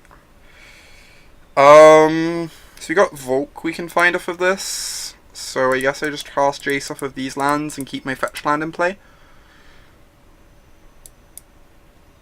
And I'm just going to start brainstorming. They have 2 fetch lands, so Fate Sealing doesn't really achieve much, I feel like. Sick. Opponent agrees that Jace is a very strong Magic card.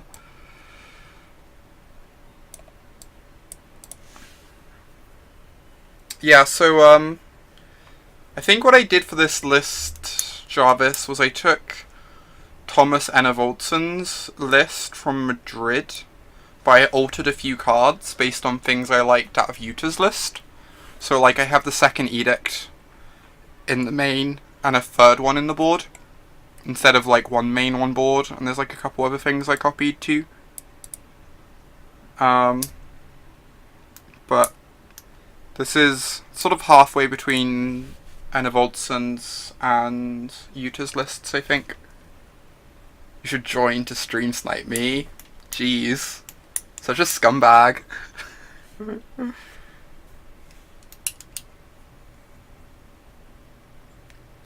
guess to be more direct was that you'd rather cut, discard, hit board, and swarm or whatever, rather than cantrips. Huh. That concede. I mean, Jace is a good Magic card. Opponent understands the power of Jace the Mind Sculptor. Oh my god, Jarvis. So clearly I should be respecting Ruben's list then.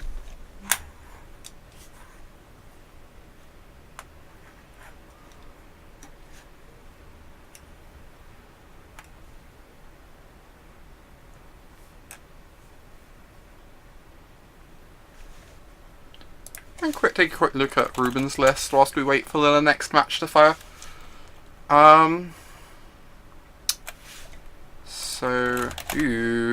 Next match is firing.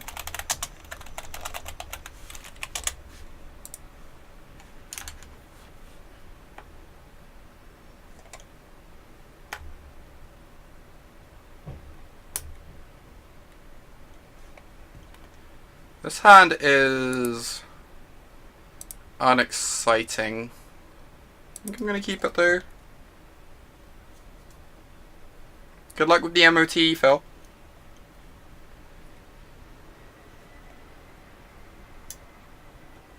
Either Maverick or lands. Yes, I have to force this Mother of Runes, right? Otherwise all our removal is going to be so much worse. I mean, this could be Maverick. Jarvis. Maverick plays a Plains, right? There's no main deck Deluge in this list, Jarvis. There is no main deck Deluge. You think if I force it, my hand is too terrible to win with. I feel like I have to force it.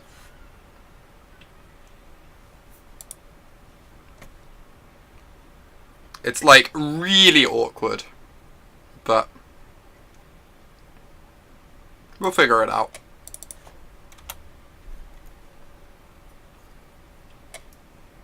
Opponent's like mulligan, so it's like we've mulligan too, whatever. Clearly Jarvis is right, we should not have forced. Oh, this is great. Magic has so much justice. Thanks for the bits, Jarvis. Clearly Jarvis was right. Clearly. Could never argue otherwise.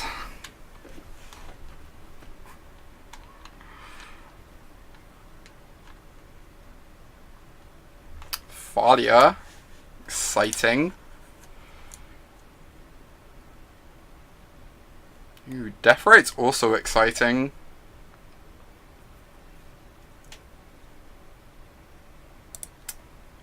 That makes sense, Jarvis. I could see main decking a Deluge if the format's just like all grindy mid-range. Kinda just want to play the Shaman instead of killing this. I think that's fine. Like, means I'm less able to get punished by mana disruption.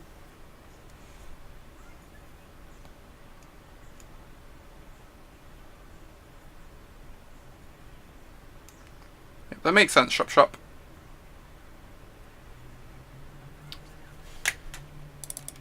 Also, at the moment, it costs 2 mana for them to Swords the Death Rite because of the Thalia, so like this potentially eats their whole turn, which is pretty good for us.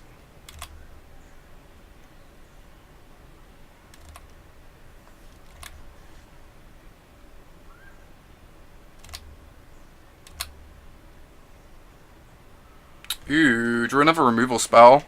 So now we can kill the Thalia, have Bolt up. I guess... Oh no, there's a Caracas in play now. We're getting really punished, I guess. The Caracas punish, yeah. Caracas is annoying. But opponent has to leave up Caracas forever now. The Caracas punish is real though.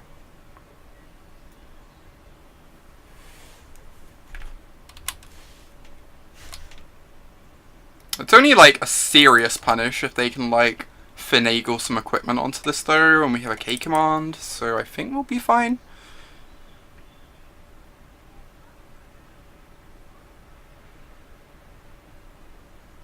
Interesting.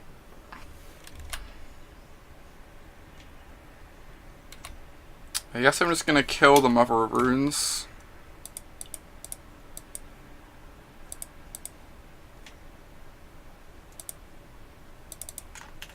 Leave our mana free for our next turn, since they're going to port down an Underground Sea anyway, so we can't cast the K command. Baleful Strix is a reasonable draw. So I guess I just get a Badlands and cast the Strix off it.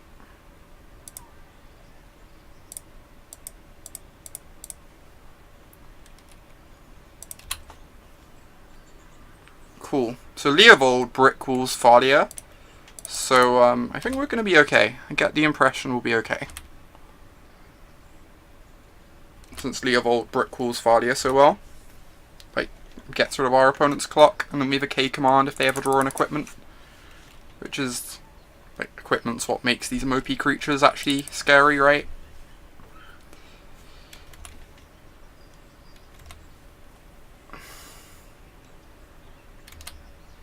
So we're just going to take 2 here. Don't really care about that.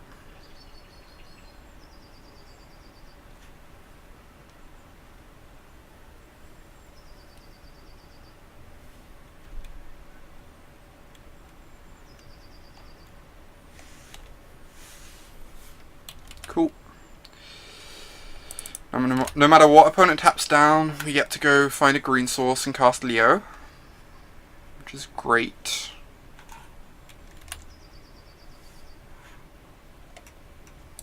So let's just do that. I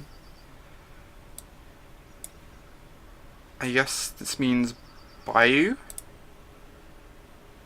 Then we go green, blue, black, Leo. I'm going to start attacking with my Strix. Start pecking away with my owl.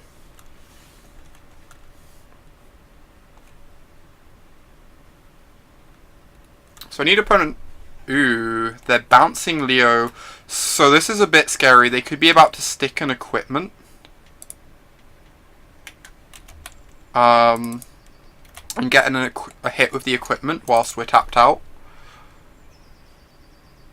But we do get to draw a card, so it's like undoing the value they're going to get from an equipment. Oh no, they're just bouncing the Leo, so they can get in with Thalia again. That's kind of fine though, because we get to draw lots of cards. I guess now they get to port us off of green, so we can't recast Leo easily. It's probably still fine.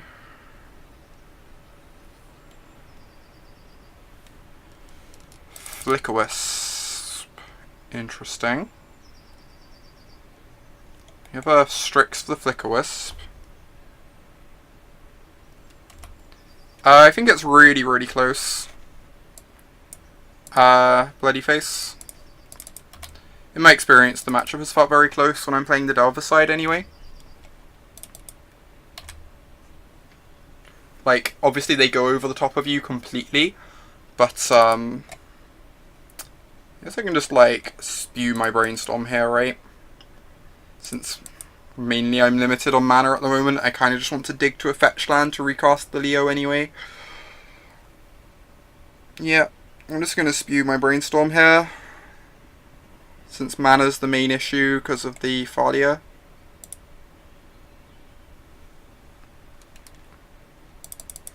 Nice, more removal. So now we can kill Thalia next turn if we want. I could also just stick Jace next turn. Like kill Flickerwisp, stick down Jace. I guess they're gonna cut us off a mana, so we can't stick Jace. Anyway.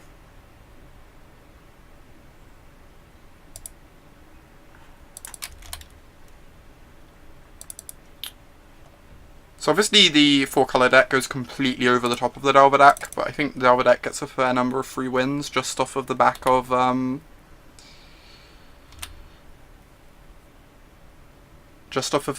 Wasteland and Daze, really, against like this really awkward mana base.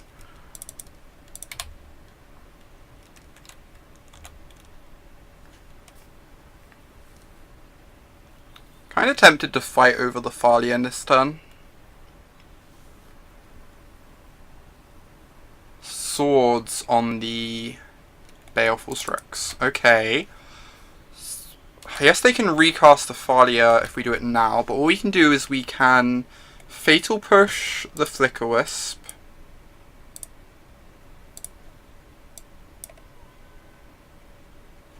Ah, interesting. So, if we do Fatal Push now, we have to kill Thalia first.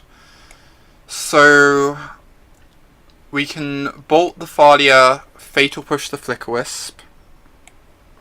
They can bounce the Thalia, but if they recast Thalia, we get to Jace bounce Valia, which is fine for us. And I think saving the 5 life could actually matter. So I'm just going to do that. I think this is pretty reasonable. Let's Fatal Push Valia.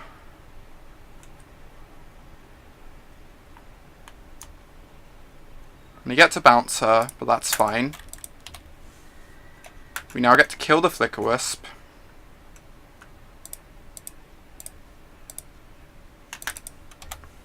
If they recast Valia, we get to cast Jace and bounce her. Which should mean we untap in like a really good position. Or we can just K-command her, I guess. Get rid of her permanently. But I think getting Jace on board seems really strong to me.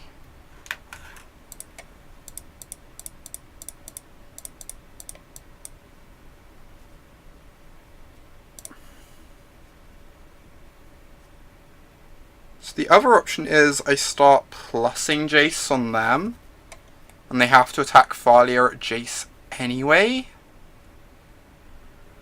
which is kind of reasonable. Yeah, I'm going to plus Jace on them.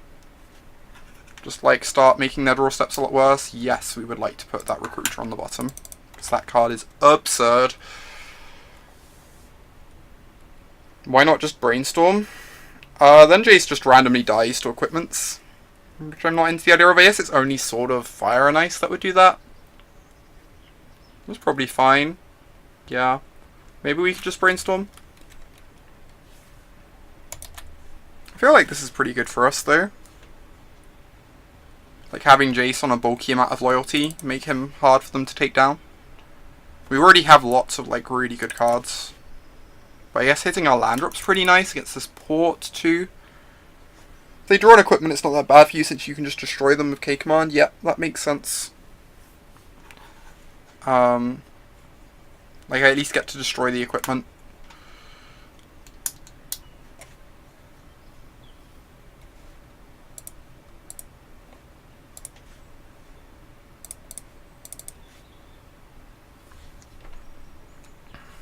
Batterskull, so we can make them discard the Batterskull. This is so great. I'm so excited. Right, are they attacking the Jace? They are. Makes sense.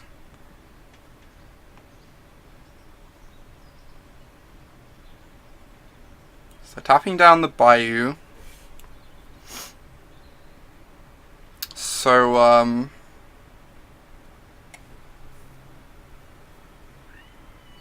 they can bounce Valia to protect the Batterskull. That is true. That's fine though, because we have the second K-Command, and they'd still lose both of these. They'd have to tap 5 mana to cast it. I think that's fine. If they want to bounce Valia to protect their Batterskull, I'm okay with that. Because we have the second K-Command ready.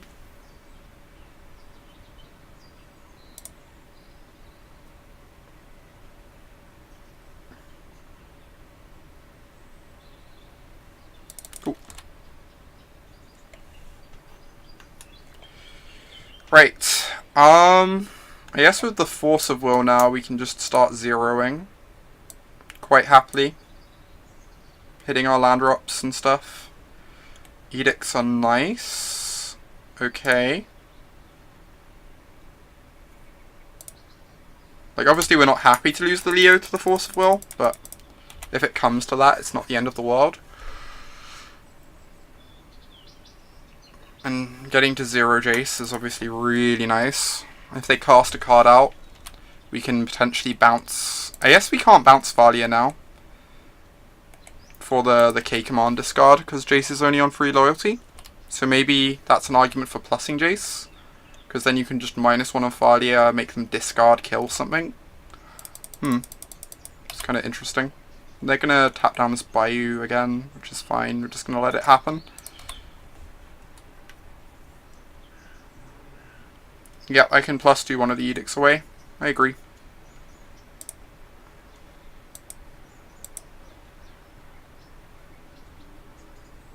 Since it's looking fairly unnecessary here.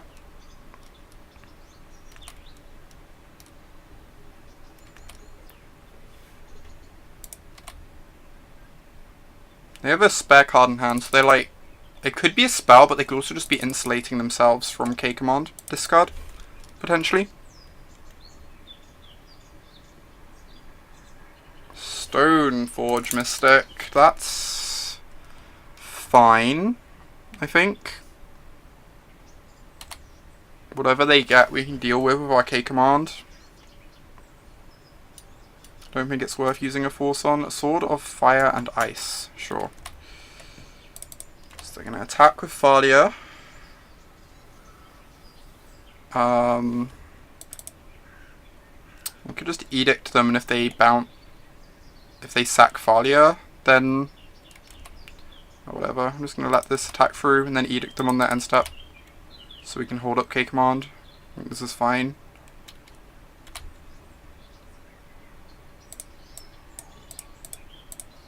Right, you sack a critter. They're probably just sacking the Stoneforge Mystic, since it's pretty irrelevant now, but that's okay with us. It means their sword's going to take 4 mana for them to get into play.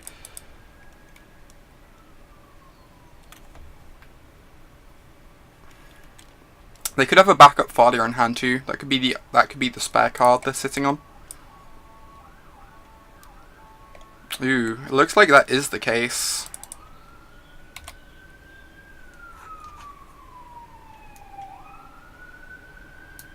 Right, so I can go K command, destroy this, make them discard, and then just start brainstorming with Jace.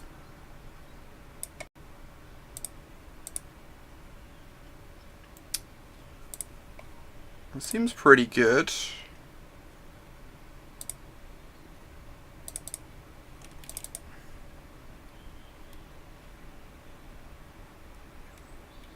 They discard the Thalia, so now they have no creature for their sword. And we have Force Up anyway. I don't think I do. If they discard a creature and keep the sword, they have no way to cast the sword, right? Or use the sword on anything, I mean. Right, we get to start Strixing, which is fairly nice. Get some 1/1s in play to kill our opponent with. And like, worst case scenario, if they cast a creature we care about, we can just force it. We could also just force the sword, but I think I want to hold this for like recruiter trains. I think recruiter chains are the main way we lose. Alright, we're drawing a Snapcaster Mage, so we let this revoke a resolve so that we can go, and we can just draw into the Snapcaster and kill this. And we get to keep hold of our force that way. So we get to kill Revoker, make them discard, or if they play the sword out, we can kill Revoker, kill the sword. So either way, we're just going to like wipe out all their cards this time, because of the Snapcaster we're drawing.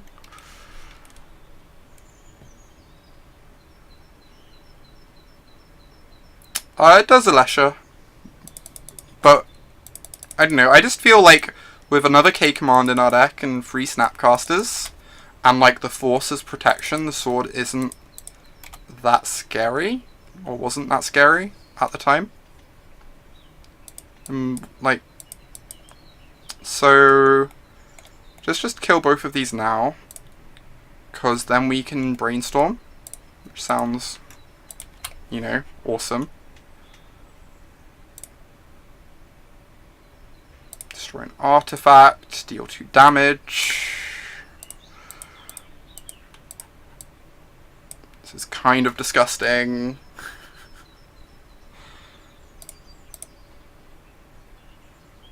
Cool. Opponent is so done. Okay. Yes, Deluge and Casualties and Liliana all seem kind of amazing. Edict's a bit worse against their list because they have the recruiters. But this stuff's all coming in. So what stuff am I cutting? I could cut some number of forces, since they're a fair deck. I don't think we want to cut all of them though, because like, as long as we live through the early turns, we're pretty well positioned to grind just naturally because of how our cards line up against theirs. But cutting a force seems fine. You would have fate sealed them there so I could... Oh! You're right, George. You're right, I should have done that, I think. Being able to bounce the Snapcaster for another K command there would have been, like, perfect, for sure. I could cut some number of hymns. We go into top deck wars pretty quickly, and a lot of their cards don't matter. Could see that being the case. They could do something like this. Kinda like this.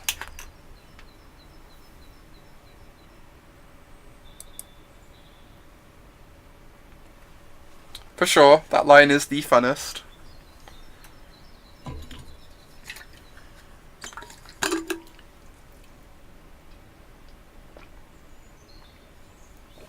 Right.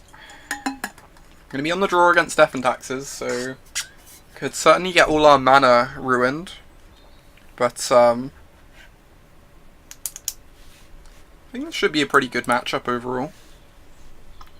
As long as we can deal with the Mother of Runes okay.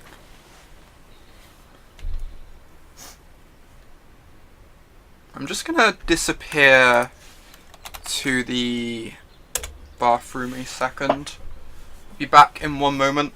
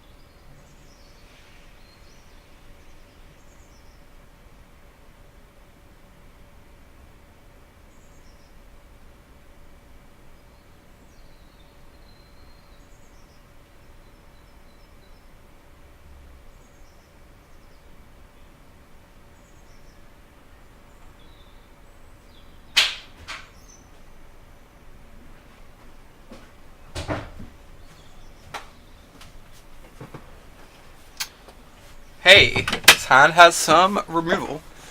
We can't kill any equipment, which is pretty sad times, but easy keep.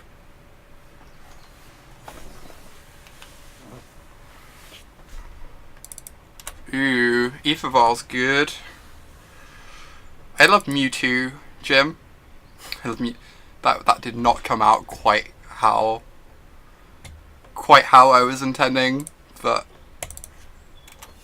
I love Mew. Mewtwo is like fine, I guess.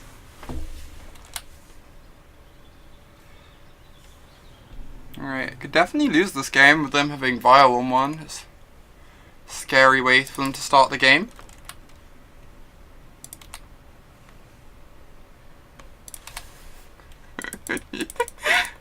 I like to think that was set up, Jim.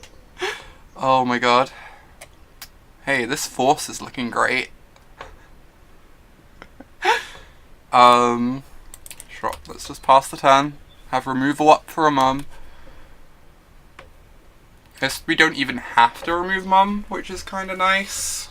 Could just like try and build up to a deluge. Sure.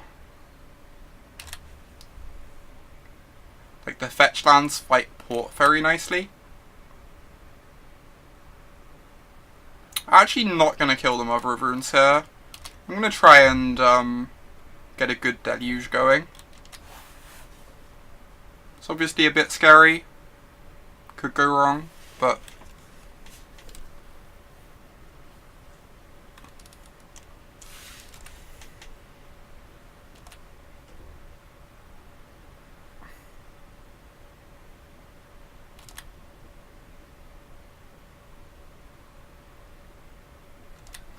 ooh, is this a Thalia? Yeah, sure. They get to tap a Maya with their port if they want. They decided not to. So I think I'm just playing another fetch land and saying go again.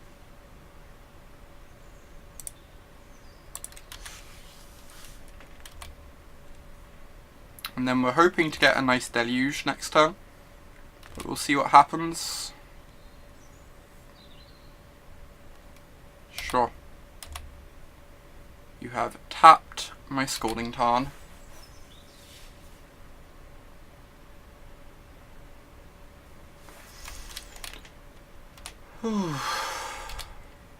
Just like sitting around here, not really doing anything.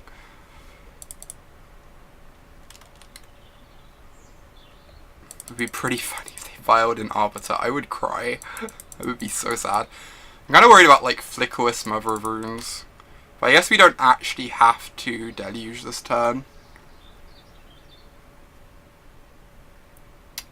Yeah.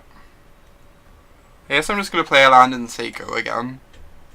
It means they have a land they can start meaningfully tapping. But, this is fine.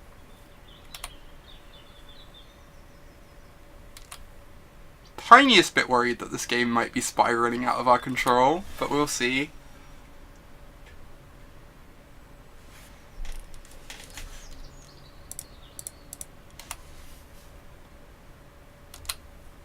Like, there's definitely some draws here that are really scary with Aether Vial on 3. They have Flickerwisp to protect their Mother of Runes from our Toxic Deluge. That would be pretty bad for us.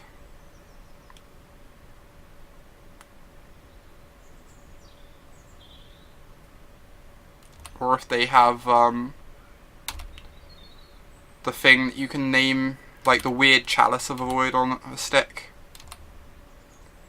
to vial when we crack our fetch lands, to stop us casting the Deluge. We did. I figured that Forces were probably a bit better than... I guess I'm just letting this resolve.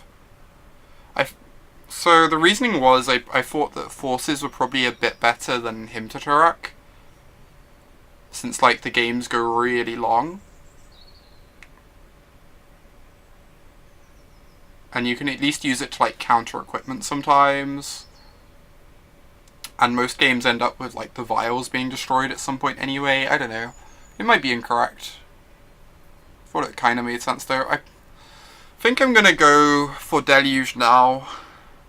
It's kind of rough. It's only like getting one critter. But if they draw a Wasteland or something, playing out this land can be really easily punished. So we kind of have to go for the Deluge the turn we play this land out. Oh, that makes sense, Manmon. It deals with Thalia nicely. Yeah. Maybe him's better than I'm giving it credit for. I guess it also punishes Aether Vial. Because, like, if they're left with very few cards in their hand, then the Aether Vial becomes really bad. As a result. Maybe I'm underrating him. Right. Really, I should be figuring out exactly which lands I'm meant to be getting here, but I'm probably just going to try and select an assortment as long as I get my trop. As long as I have 2 red and 2 green, I think I should be fine.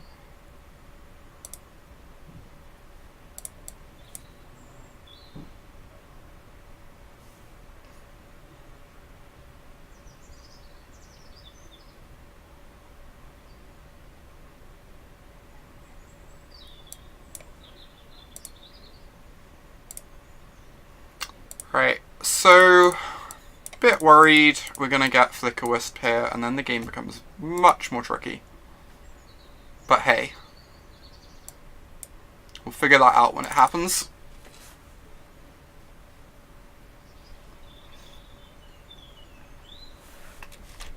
Okay. Should still get the Mother of Runes off the table, hopefully.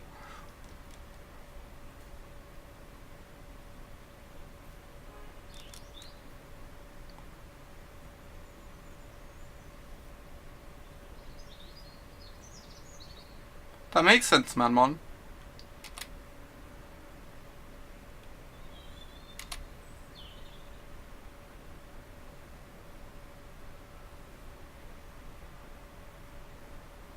Thank God.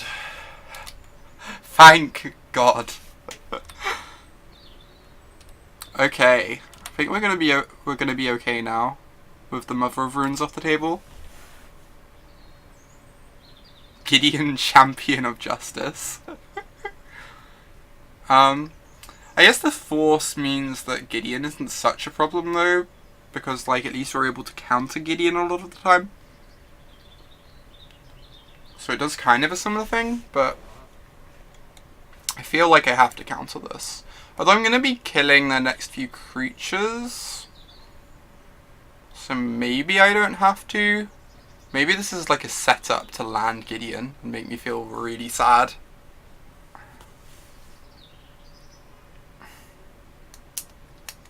Because we've got like this Death Right in hand, so if this hits the table we have to find a K command quickly. And they're going to have Thalia in play, which makes the Preordains really awkward.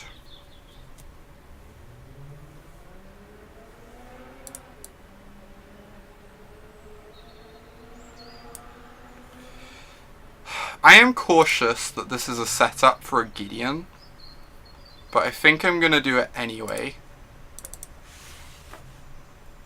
If we get Gideon, I'm going to feel really sad. Because otherwise they cast the Thalia first, right? To make sure we can't force the Jitte.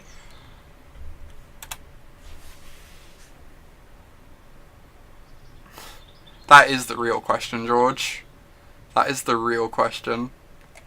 Ooh, that's a nice one. So this turn we can cast Death Right. I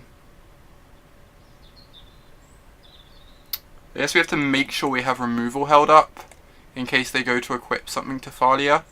But we can still get the Death Right in play, which is nice.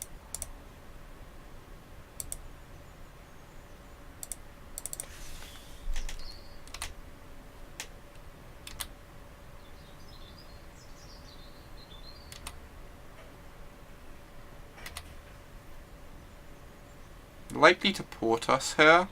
If they do, then we can kill Thalia, though, so they can't port us. That makes sense.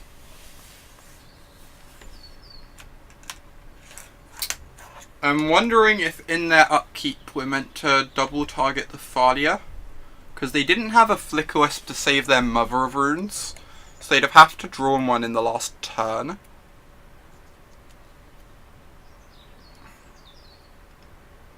So we can go like, try to kill Thalia, they Caracas, try to kill Thalia, they Flicker Wisp, and then like, at least in our turn we can snap kill the Thalia, worst case scenario. And by doing it in upkeep we give them the least possible time to draw into a Flicker Wisp. I think I like this. Once the Thalia is out the way, the Preordain's going to be a lot better at digging us into a K command or a Jace or something.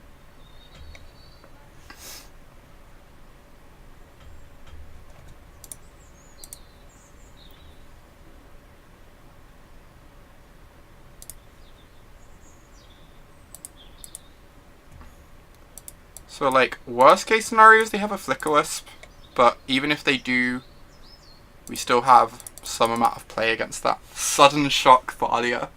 That would be the dream, Steven. Alright, they have the Flicker Wisp. This is fine though, because we have a Snapcaster.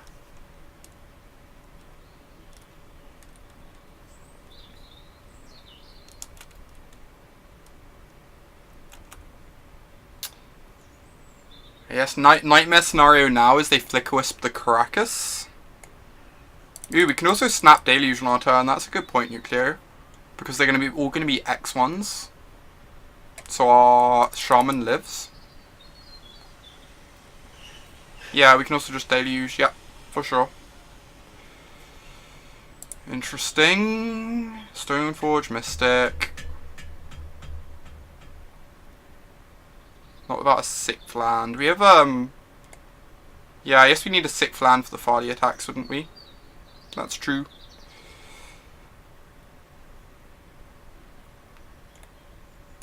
Yeah, we have, right, sorry.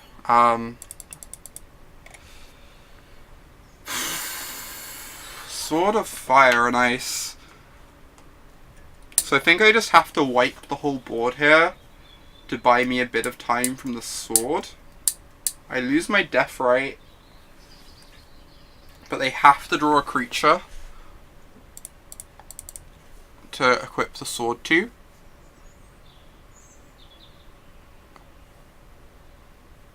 If they don't, then next turn I can start preordaining to find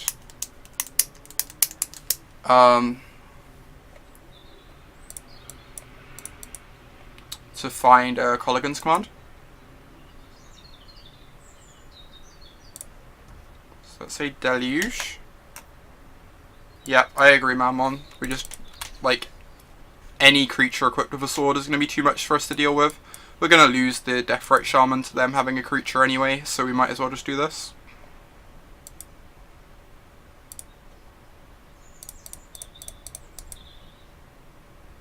So we need to pay 2 life. This is definitely a scenario where Marsh Casualties would be better than Toxic Deluge. Just like get to keep both our critters then. I think we're doing okay as long as if we fade a draw step. Cool. They just drew a Rishadan Port, so they get to cut us off at the Leovold if they want. But we get to preordain if they do that.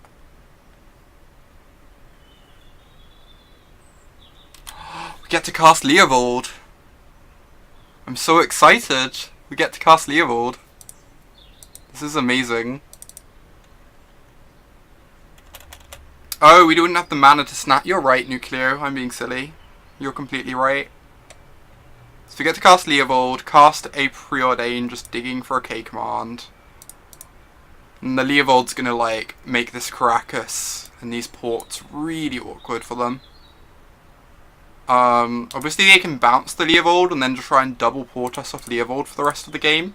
But that's a fairly big ask, and we still draw a card out of that deal. I think the Deathrite Shaman's good enough.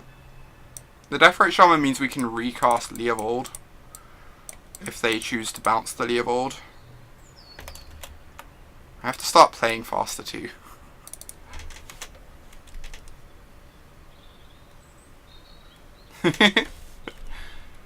Thanks for the heads up though, Nucleo. Yeah, I completely missed that one. I totally have to play faster at the moment, because this is only game 2.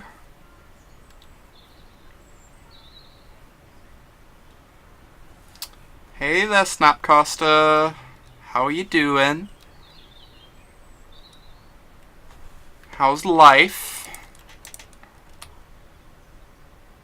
I'm going to draw a card. And return the Leovold. Yep, that Preordain was much better than a Ponder would have been, for sure. Right. So I'm floating a blue. These ports are going to kill my clock.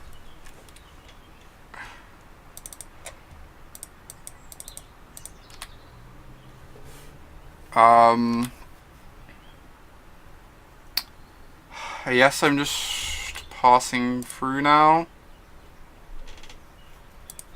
I can cast this Deathrite Shaman and hold up Snap Removal. And then next turn Deathrite's going to let me cast Leovold.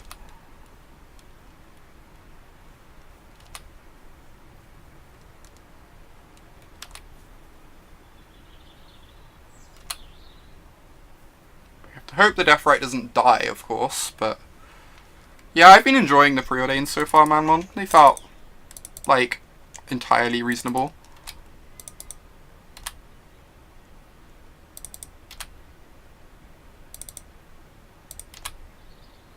Alright, here we go. We're 1 up, Stephen, so if we win this game, we're fine. If we lose this game, things get sketchy.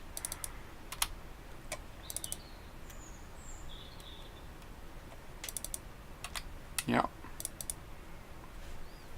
Draw a land, because we're great. So we go black and green. Cast the Leovold again. Just force them to keep bouncing the Leovold. We get to hold up Snapcaster Mage because we drew a land. Hey there, SPN.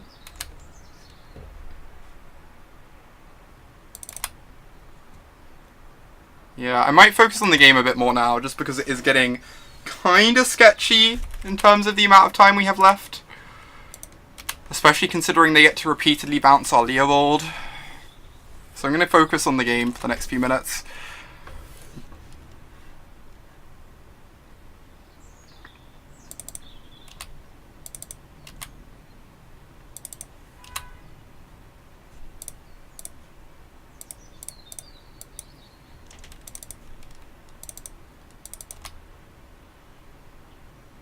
So they're going to port us, which is annoying, but we're just going to let it happen.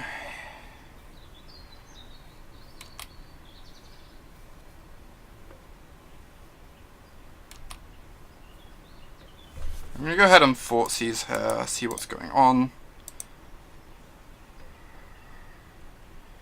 Right, they just have lands, cool. Alright, keep recasting this thing. Keep drawing cards very slowly.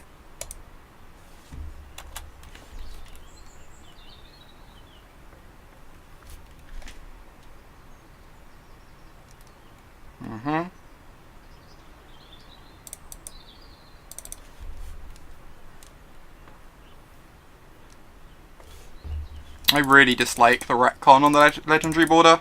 I think cards should look like however they've always looked. I think that's part of the appeal. We can snap push this. So we just let this resolve.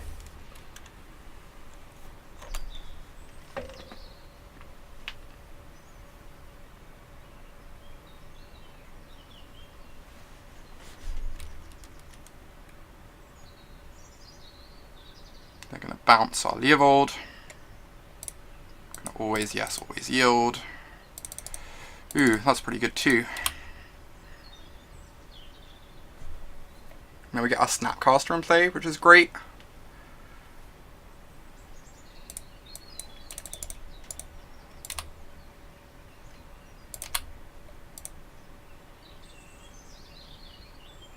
And we get a 1/1 in play. So hype. Right, Snapcaster. Target. Fatal Push. Fatal Push your garbage.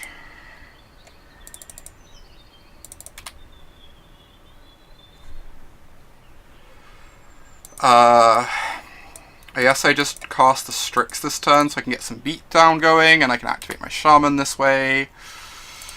Ooh, or I can play a second Shaman this way. Also great.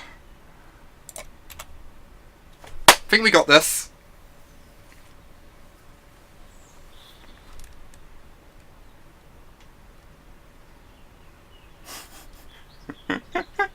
Leovold wanted a hat. Oh my god.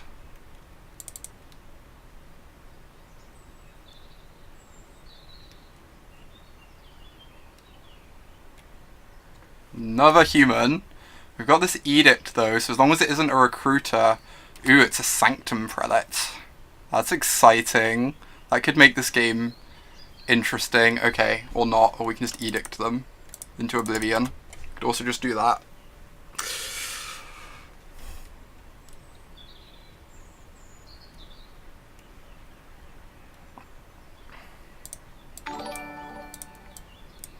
Thank you for that host, Matt.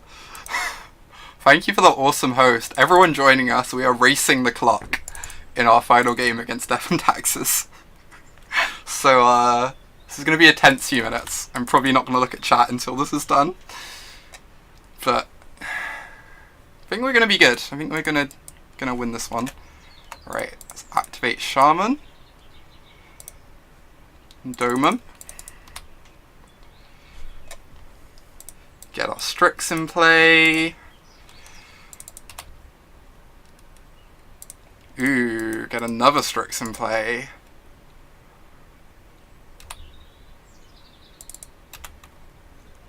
Yeah, Cataclysm would be kind of heartbreaking, Steven.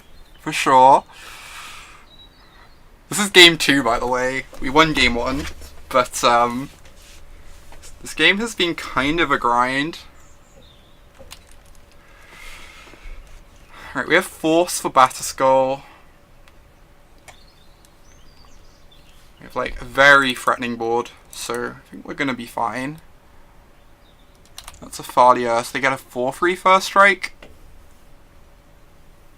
Which is pretty strong. We have 3, 4, 5, 6, 7 damage.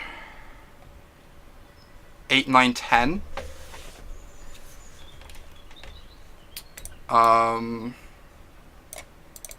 Sure.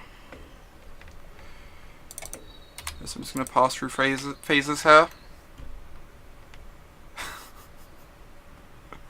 It's true though, Nucleo. It's true.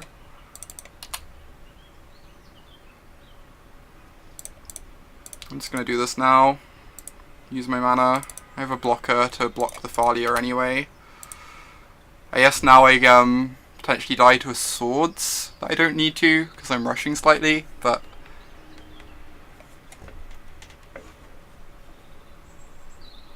oh no, I have the Force for the Swords, so it doesn't even matter. Right, let's attack with my birds. Caw, caw.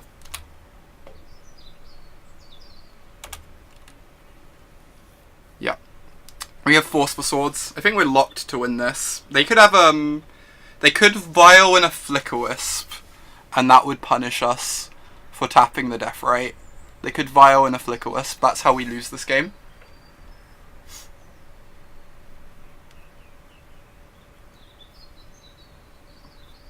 What is this? Alright.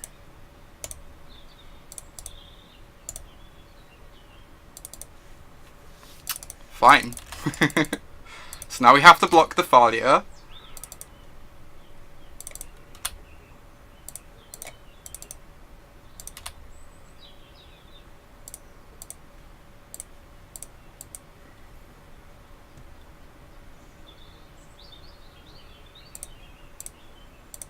We can bolt them. And then in our turn, they are super dead.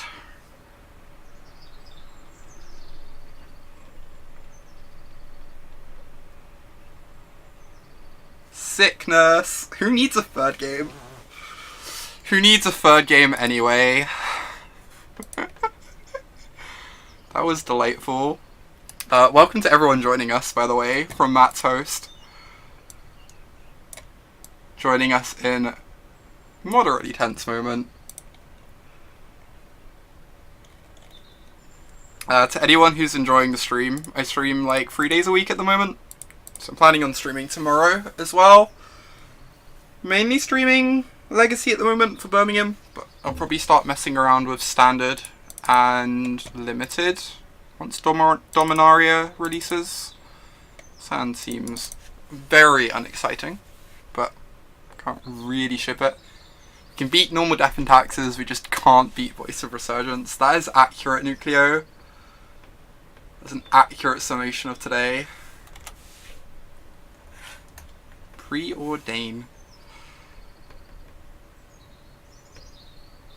Alright, so they're likely on a combo deck, this means. Like Island into Preordain. Could indicate some Storm or maybe some sort of show and tell deck.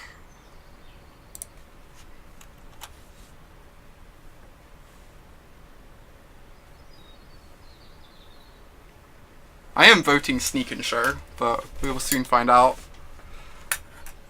Imagine if that would make the matchup dramatically harder, Stephen. For sure.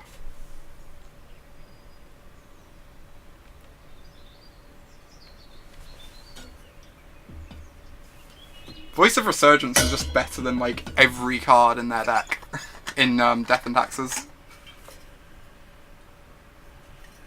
Could be Miracles. I'd be kind of surprised. They normally have Ponder, Portent, and Brainstorm. Preordain's a bit unusual.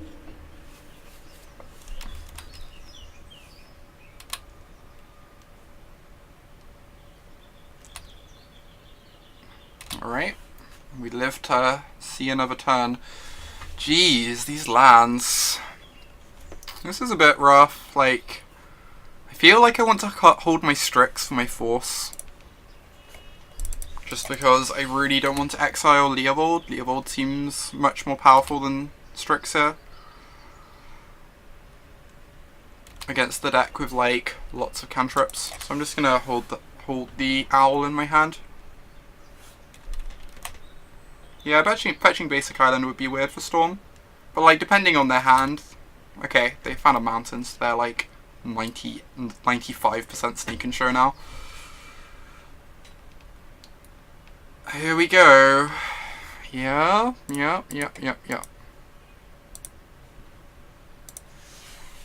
Please no Force. Good.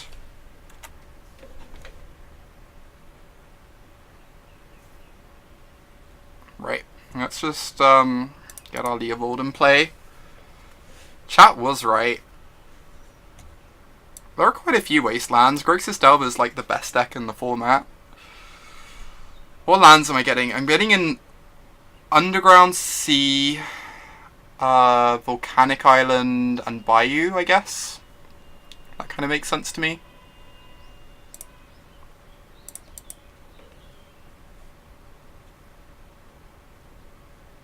Volcanic Islands. And this can find a Bayou. Isn't chat always right? I would not go that far. That is a generous description of chat.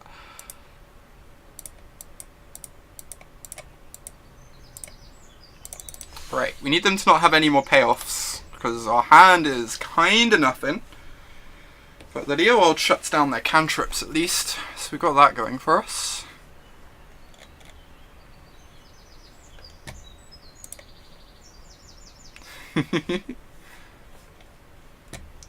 We do not have that command yet. Sadly, Alesha. At least if they have Grizzlebrand, we're fine. Please be a Grizzlebrand. Nope. This is moderately bad news for us. Yeah, this does not seem ideal, Nucleo. This does not seem ideal.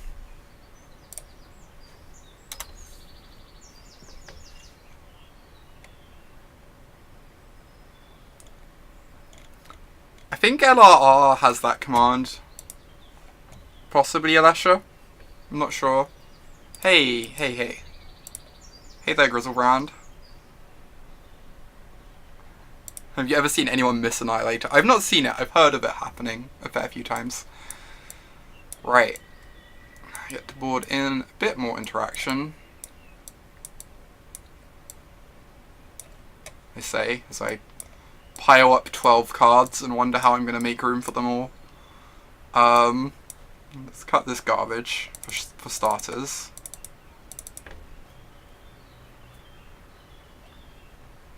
Oh jeez. Yeah, Young Pyro is pretty busted against Emrakul. I beat Emrakul with Lingering Souls in Modern before. That's always kind of amusing. These K commands are Garbo. Tempted to like cut a couple birds. We can't cut them all because they're good fodder for Force. But cutting a couple seems fine.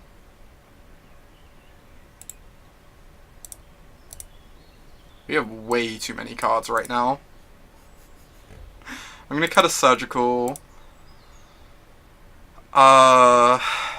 Any ideas? Well, what else we cut? I don't want to cut all the birds is the thing. Because they're like good force fodder. We just have so few blue cards once we take out all the birds. Maybe we still have enough. We'd have like... You're not crazy about surgical? That's fair. I'm not the biggest fan of it.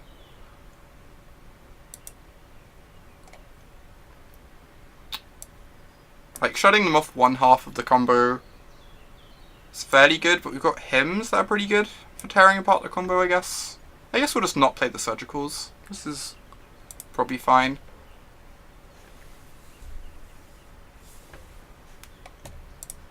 We'll go first.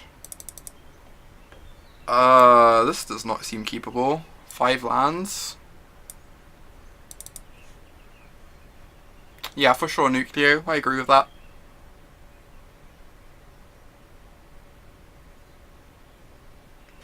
I think I can't keep this. It just does so little. Okay, this is better. We find another black source we get to him onto.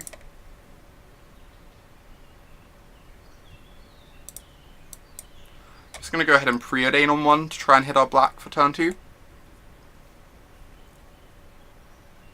So we'll find a Underground Sea.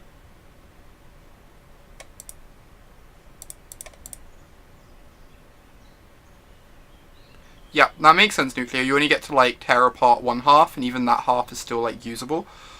This is nice. We get to go turn 2 him, turn 3 him plus Flusterstorm. And then like force our opponent to play off the top. We don't have any pressure, but this should still be quite good.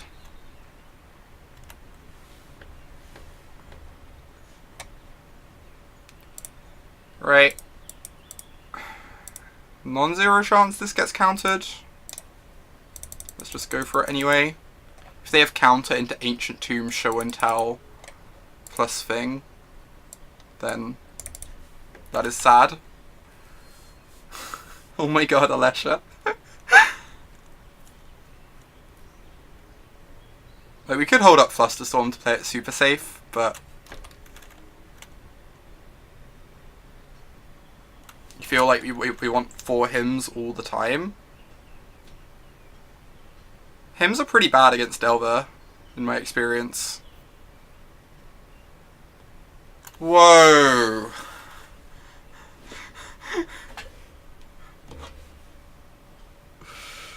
Huh?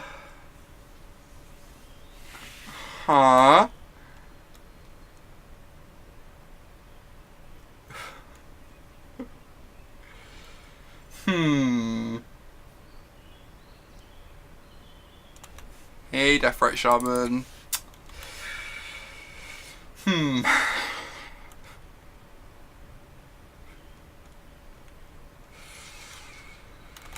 Alright, at least they don't have a 3rd mana. That's kind of something for us. We need to draw a swamp for this Deathrite Shaman. Once the Deathrite Shaman's down, should like enable the hand. Kind of. There's only 2 fetches in the yard, so Deathrite Shaman only gets 2 activations. Ooh. Alright, alright. I'm gonna play out this fetch, so that if I draw a blue source, I can play around soft counters with my blue blast.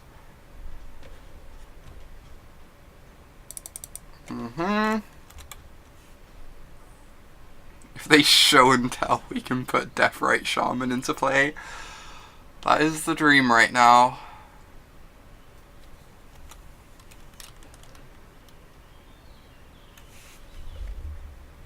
Alright. The going deep line would be discarding a land end of turn, so there are more lands in our yard for once we get Deathrite Shaman down. We did, but basic island would not let us cast him to Turak. So I did not get a basic island, George. Strong. Strong. Is that hand just all counter magic? No, okay. I'm being corrected for my comment. Yeah. I get the point, opponent. I get the point. That was pretty. That was something. That was something. I kind of just want to play another League of Bug. I really love that bug deck. Not like entirely feeling this deck, even though K-Command's kind of delightful. I think I'm going to play some bug now. That sounds pretty good to me.